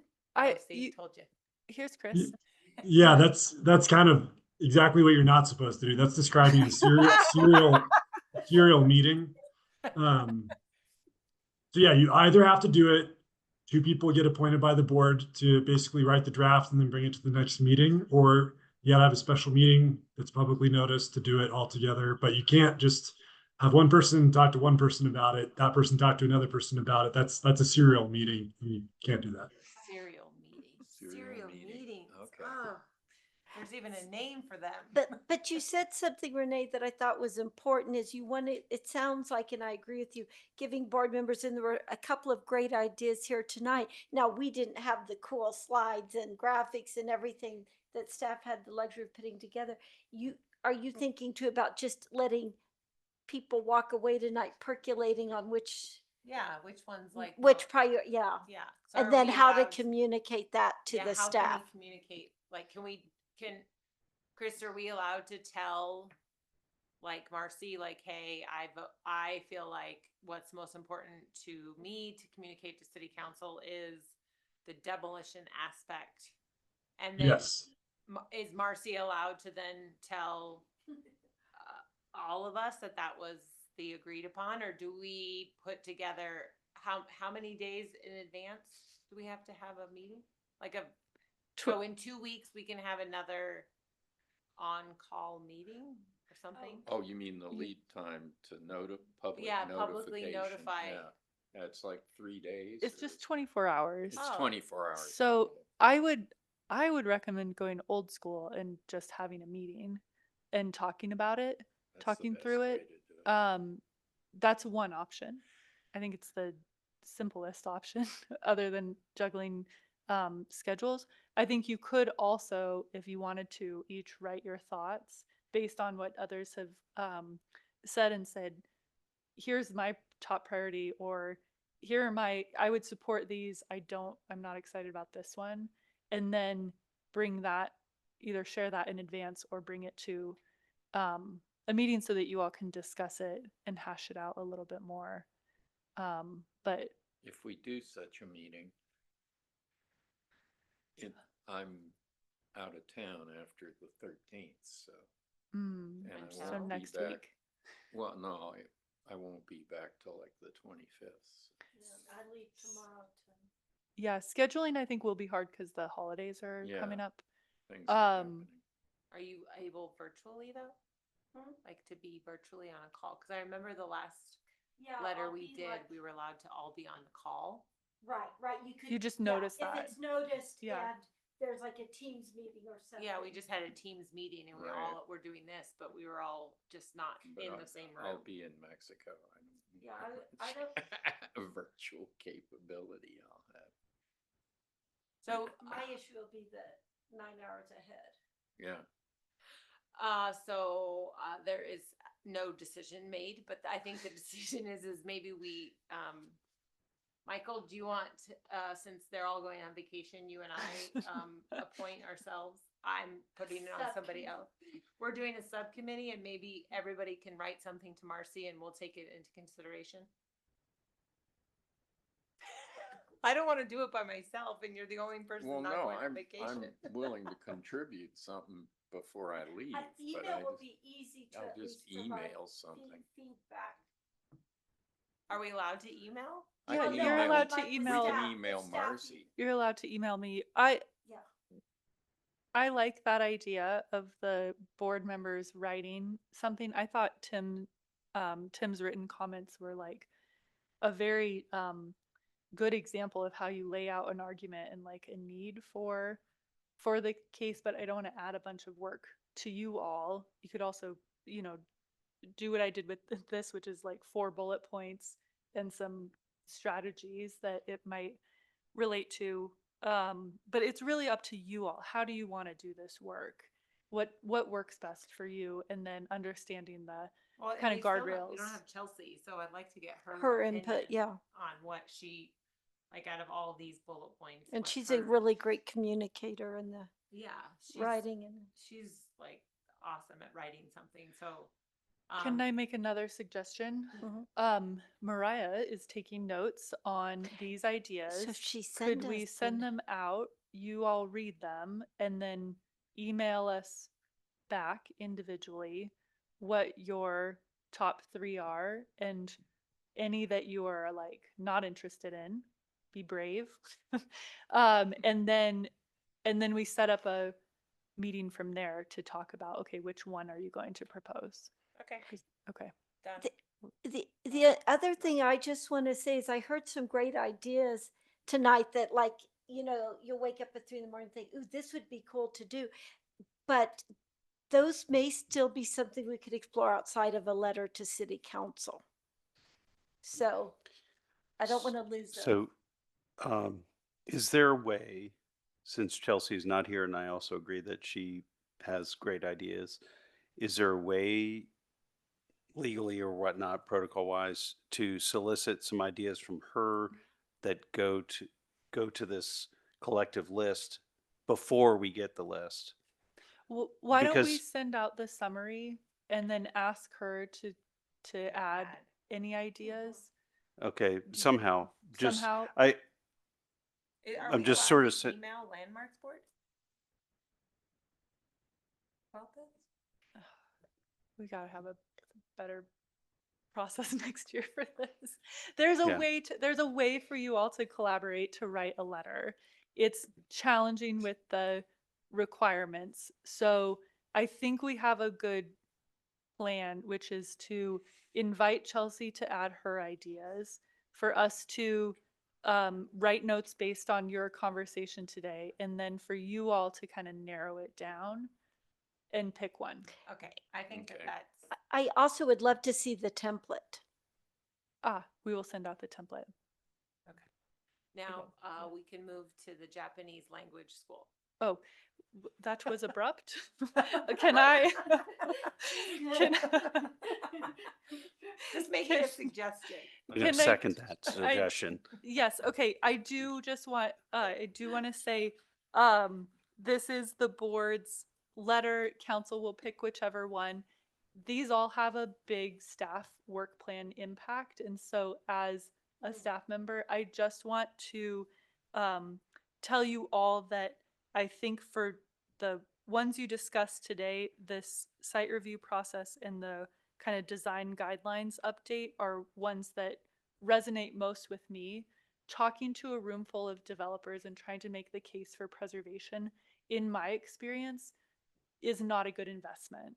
One, I'm not great at that in terms of persuading people, especially an audience that is hostile. I've gone to the area board of realtors and made presentations about the importance of windows. I didn't feel like I changed a single heart or a single mind. I think that the Saving Places Conference theme of the case for preservation, there's something there about how do we articulate the value of preservation here in Boulder? Is that something Historic Boulder would be really great at, about the economic impact and all of that? Is that a story that we tell through the historic preservation plan? But I know my strengths and I know my team's strengths, and that is leading by example. How do we have the most efficient process? How do we have clear design guidelines? How can we kind of be on the forefront of preservation planning and kind of lead by example? And so when developers come through the process, they say, that wasn't as bad as I expected, which is the highest praise I've gotten from that type. So anyway, it's your letter and it's your project. I just want to respond to that idea to say it's not our forte, and I would just put that one on the bottom of my own list that doesn't come with a vote. Thank you. Suggestions to move to the Japanese language school. That's good. Uh-oh. Claire, can you do it slowly? I mean, Oh, okay. do I need this? Does, audio? somebody would like a break? We would like to ask for a break. Evidently I did. Marcy, I was thinking, because we're kind of on a little break while she's going.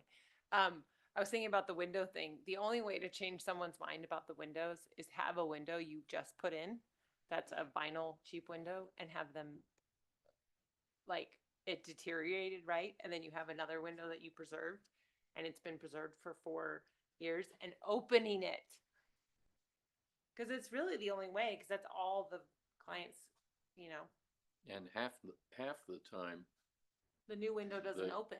well, but half the time it's because the opening is not sufficiently sized and you replace the window and the window's been doing the work of burying that wall. Yeah. And as it re-collapses on the new window, it ceases to work pretty quickly. Yeah. It's invariably the fact that it's undersized lintels in the openings Oh, I see what in you're saying. residential. And an old window was better Was a at holding, structural, yeah. was actually kind of more structural, and vinyl windows are very poor structural re-adds. However, Anderson windows with their fibro whatever behave like wood windows Oh. structurally, We lost and it. they do a good job. I'm sorry.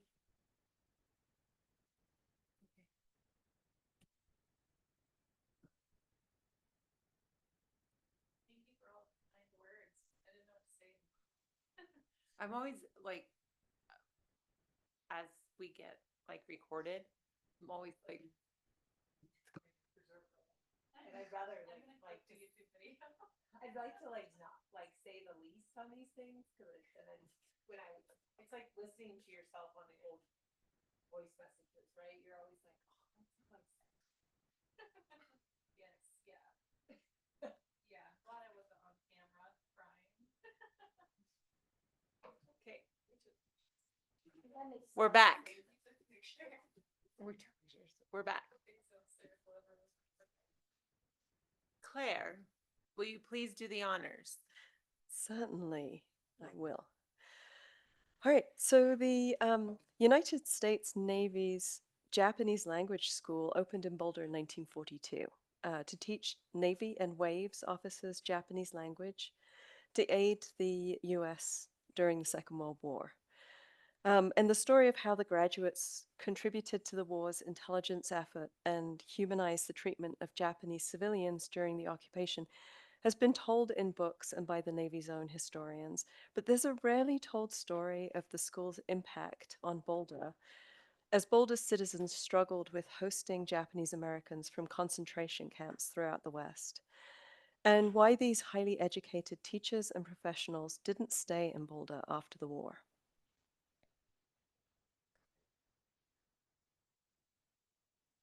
The University of Colorado at Boulder was one of the few universities that continued to accept students of Japanese descent during the war.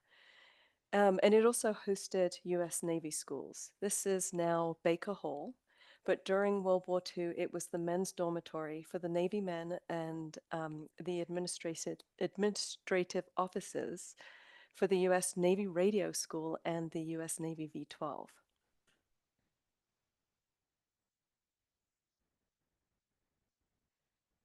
The Navy's Japanese language school was not conceived in Boulder.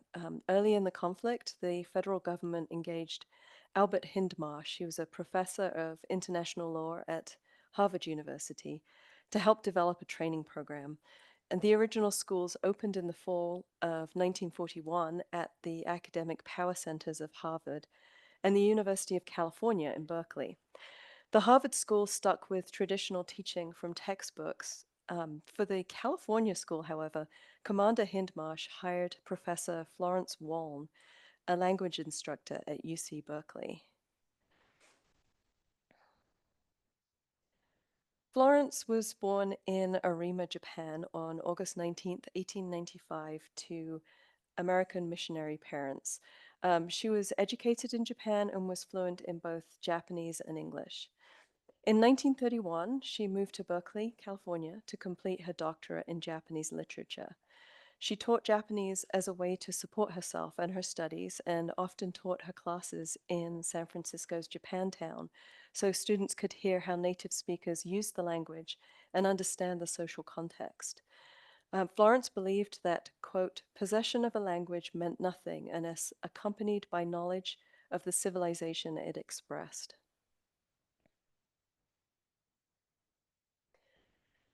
The Navy restricted the language program to white applicants. This meant that the majority of students had to learn Japanese from scratch, and the Navy expected them to be deployed ready to intercept, decrypt, translate, and interpret Japanese radio traffic, translate captured Japanese documents, and interrogate Japanese prisoners of war, all within a year. Florence hired Susumu Nakamura as her teaching assistant. Susumu was born in Berkeley on July 9, 1912, to Japanese immigrant parents.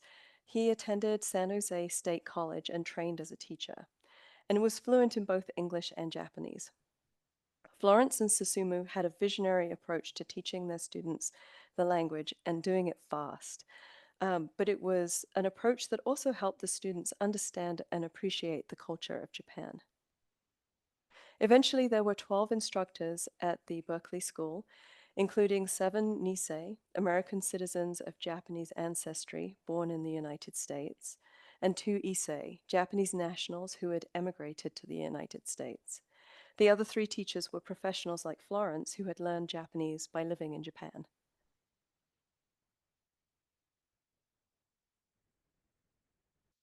With the school barely underway, everything changed on December 7th, 1941. 2 months later, President Roosevelt issued Executive Order 9066, which allowed for the creation of U.S. military areas from which people could be excluded. The order targeted Japanese Americans because of widespread fear that they would spy for the Japanese government or engage in acts of sabotage. The executive order and laws that followed were used to force mass removal and incarceration of all Japanese Americans on the West Coast. By early June 1942, more than 125,000 individuals of Japanese ancestry were in Army custody, held without trial or due process in detention sites throughout the U.S. More than 2/3 of those imprisoned were U.S. citizens, Nisei, as the government had made no distinction between American citizens and non-citizens. Although the instructors of the Japanese language school in Berkeley were not initially arrested, for the language school to continue having access to native Japanese speakers, it also had to move.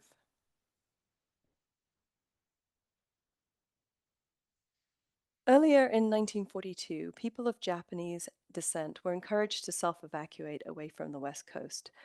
Colorado Governor Ralph Carr offered Colorado as a place to voluntarily relocate before the expected forced removal, and CU was welcoming to Japanese American students. So it made sense that Commander Hindmarsh and Florence Waln considered Boulder a perfect location. They began negotiations with the University of Colorado to move the language school away from the West Coast. The university signed a contract to host the Navy's language program beginning in July 1942. Baker Hall, right here, would host the naval students, and the University Faculty Club would host the Japanese language school itself.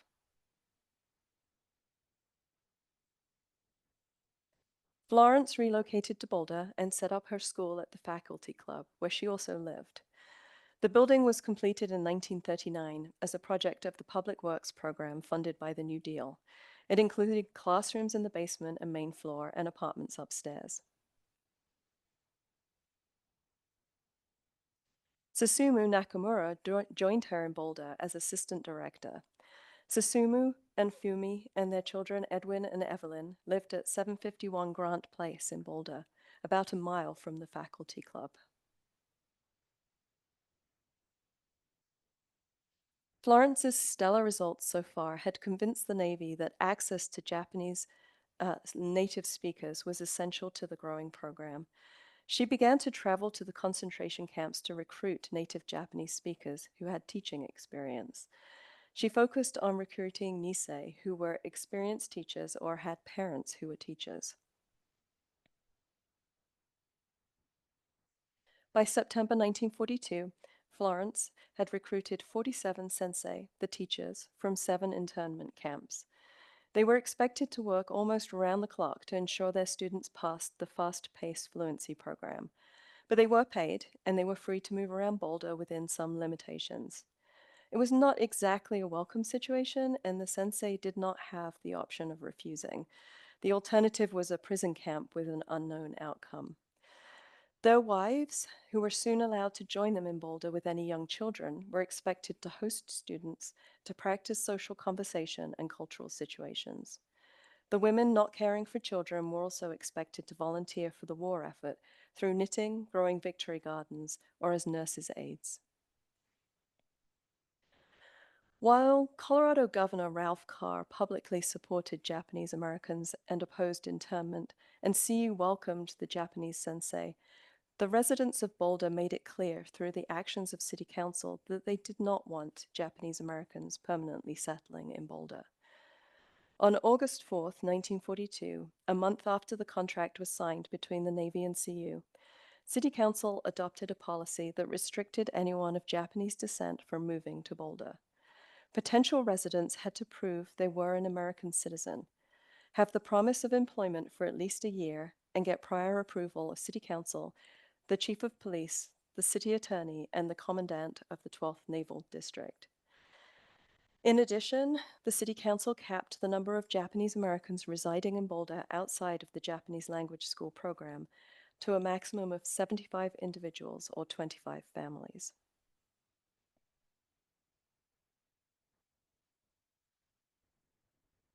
CU President Stearns and other university leaders sought to, quote, sell the community on the idea by appealing to residents' patriotism for the war effort. An ad placed by the University and Chamber of Commerce promoted the Japanese language school, saying, Boulder turns out the translators and interpreters who might be responsible for the security and safe return of your boy.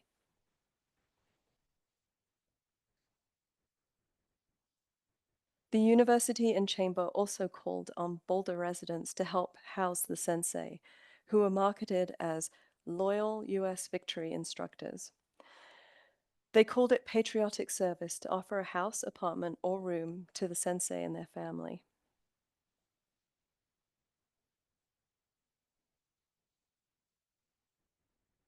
I want to highlight Joe and Mia Sano, as they chose to remain in Boulder after the war. Joe Sano, shown here on the left, was one of the men that were recruited from the detention camps. Joe was born on September 3, 1900 in California. His mother, Ume Sano, was pregnant during her journey to the United States, and her husband, Yoshizo, Joe's father, was not able to emigrate until 2 years later.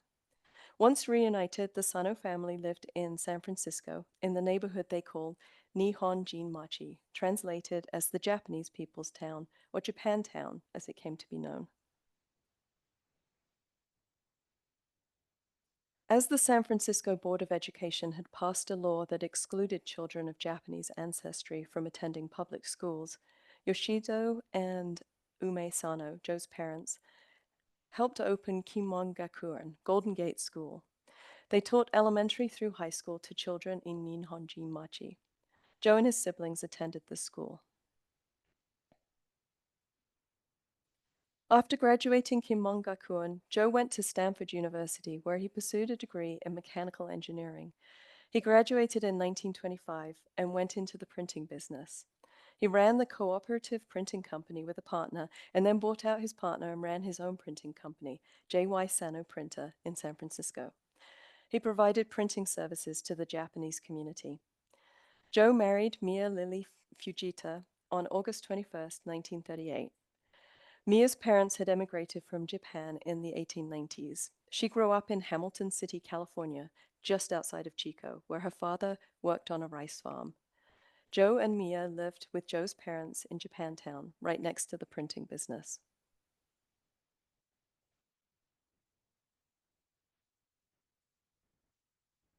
In 1940, Joe's parents, Yoshizo and Ume, made the decision to leave their lives in San Francisco and self-evacuate to Hawaii, which was more welcoming to members of the Japanese community. They left on December 28, 1940, for Honolulu. Yoshizo fell ill on the journey, was hospitalized on arrival. Once he heard of his father's illness, Joe immediately left San Francisco on the ship President Coolidge. The ship had set the speed record for the eastbound journey in the 1930s and would be used during the war to evacuate injured patients and as a troop transport in the Pacific. But it still took about 12 days going west, and Joe arrived 4 days after his father died in hospital in Honolulu. Joe escorted his heartbroken mother home to San Francisco. Ume never recovered from losing her husband or the round trip by ship from San Francisco to Hawaii. In April 1942, she was incarcerated along with Joe and Mia and approximately 8,000 other Japanese Americans at the Tanforan racetrack, which was being used as a temporary detention center. The inmates at the Tanforan detention facility lived in converted horse stables. Joe, Mia, and Ume were placed in family quarters, shown here, because of Ume's poor health, but the living conditions were still dire. According to Mia, the Navy intelligence officers came looking for Joe at the detention center almost immediately. Joe had been questioned multiple times and his print shop searched by the FBI, looking for evidence of Joe printing material against the US government. So the family was scared he would be interrogated again, or worse. Mia remembered that they knew he was a Stanford graduate and his folks were Japanese teachers. They found him right away and they wanted him to come at that time, but he said no, he couldn't because mother wasn't feeling well and he wanted to bring his mother along, but no, you can't do that. Eventually, the Navy convinced Joe that he had no choice, so he left Mia and Ume, not knowing when he would see them again.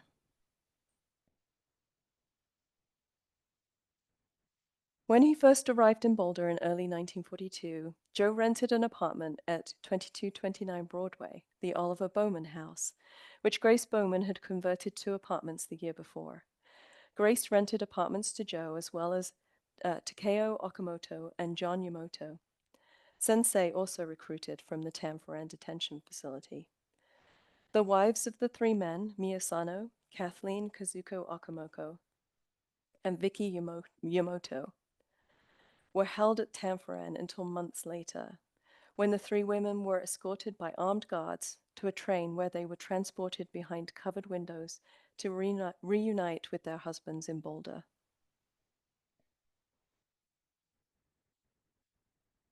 Friends and family members were moved from Tanforan to concentration camps throughout the West, oblivious of what had happened. Mia's father, Nobutaro, was incarcerated at Amachi concentration camp in Granada, Colorado, until he was released at the end of the war. Joe's mother, Ume, was moved to the Topaz concentration camp in Utah, and according to government records, was deported to Japan in August 1943. We don't know if Joe ever saw his mother again.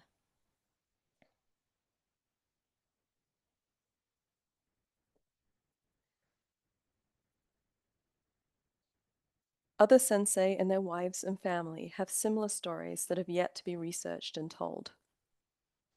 In October 1943, the Navy acknowledged that the graduating class was the largest group of Caucasians ever to learn Japanese and presented each of the sensei with an engraved certificate for outstanding faithfulness and diligence despite conditions of racial unrest. Between 1942 and late 1946, when the school in Boulder closed, the Japanese language school program produced more than 1,100 Navy officers fluent in Japanese language.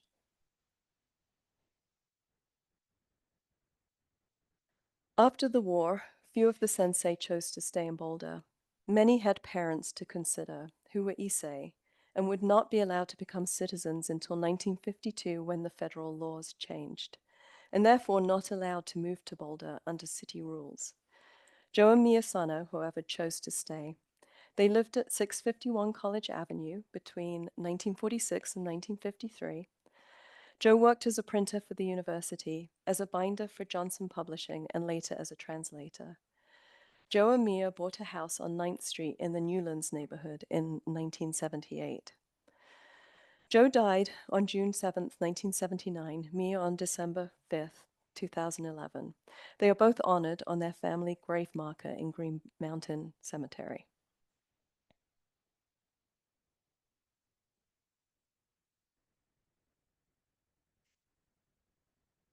We have a few snapshots in time showing where Sensei lived in Boulder. The language school records include a list of the Sensei with addresses in 1946, just before the school closed. Comparing this record with the 1950 census shows how few of the Sensei stayed in Boulder after the war.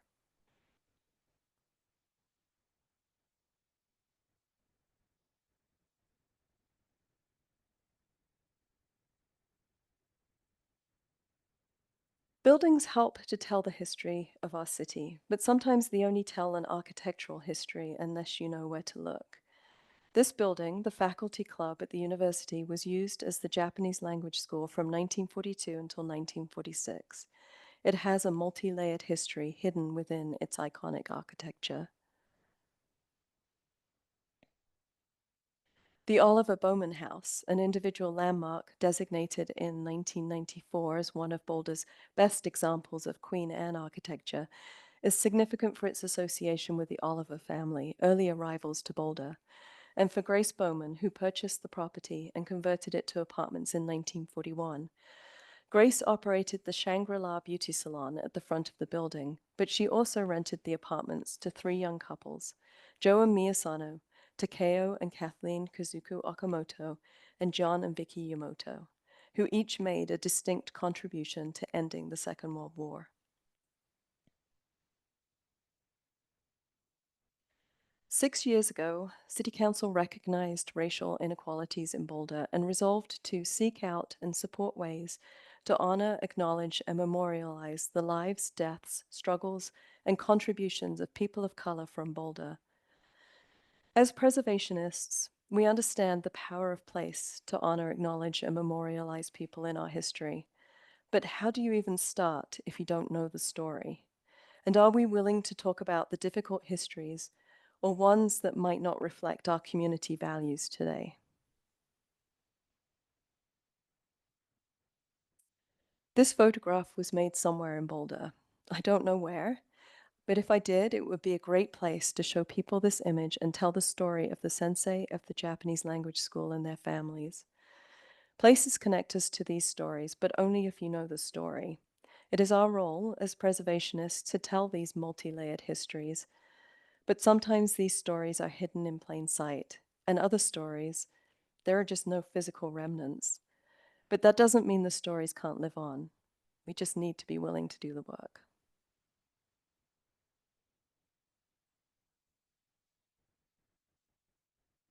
Thank you.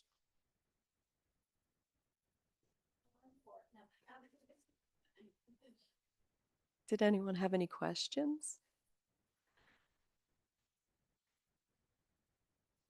I'd never known there was a Japanese language school here.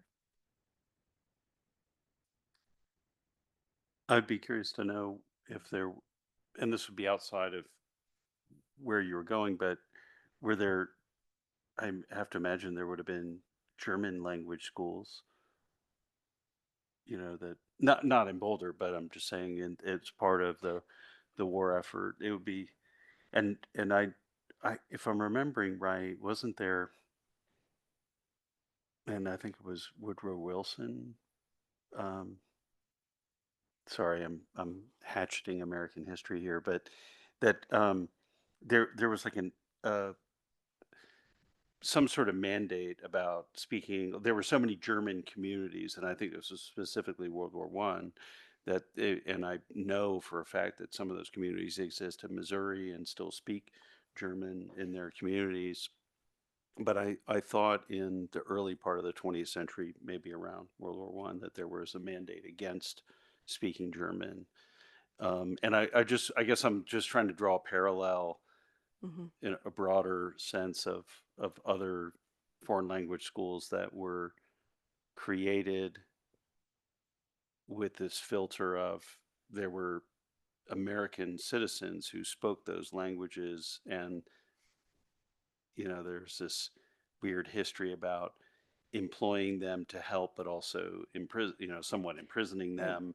Um, Yeah, the Navy and Army had language schools across the country. I would go out on a limb and say that CU's program, Florence Wallen's program, was pretty unique because it used native speakers.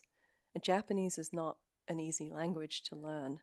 No. So to become that fluent within a year is pretty incredible. And I think it was the way that they were taught. And the other schools, the one in Harvard, stuck to textbook learning and was not as successful. How did you know about this? Oh, that's a good question. William Way, our state historian, has written about this many times, and also David Hayes is the archivist at the Norland Library, and he is, I think, would say that he's made it his life's work to collect this information, and he is an incredible resource. So I credit those two people for pointing me in the right direction.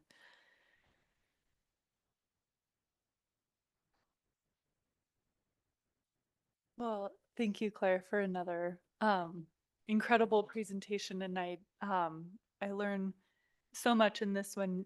I'm learning about American history layered onto what little I knew about the state history, but I had no idea and how powerful it is to see an ordinance passed by the Boulder City Council. And I'm looking at the date saying, was that decision to exclude Japanese citizen made in this room?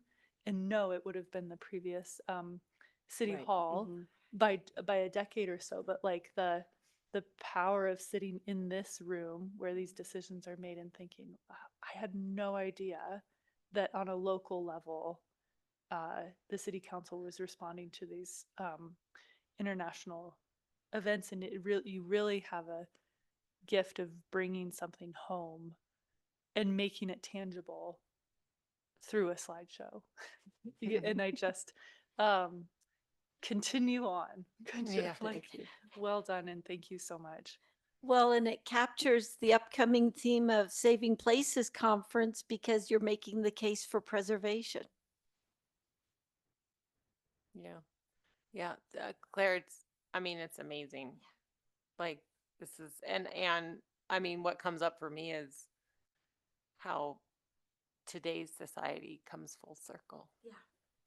For concentration of groups of people. So, just how history repeats itself and how we would think we would be above that in American society. And we're just as scared and as fear ridden as we were back then. So, interesting to hear about it. And it happening in Boulder.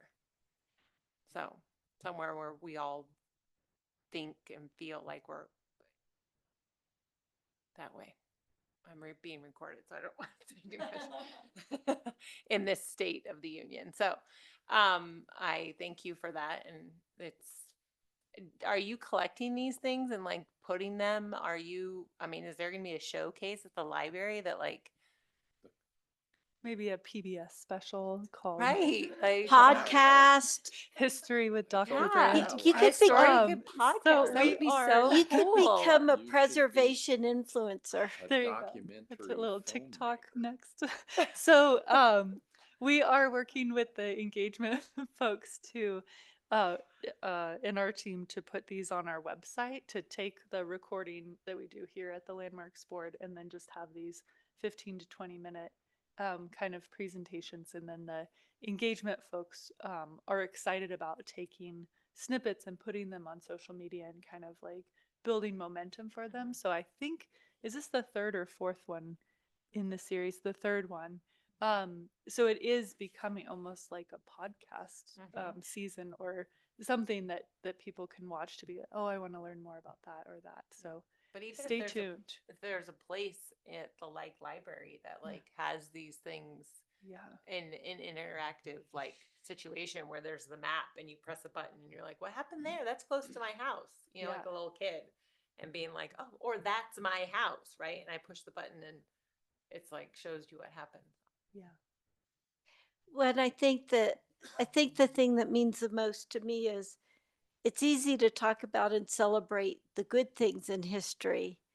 What's harder and probably more important is to tell the chapters that, you know, this country wasn't at its best too. But good things like this are part of that history.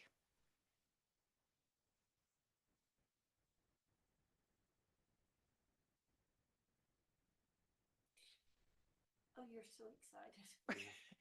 Are we allowed? Okay. Oh. Can we, is there any other matters that we can all talk about? Or can I have a meeting adjourned, landmarks meeting adjourned at 8:23?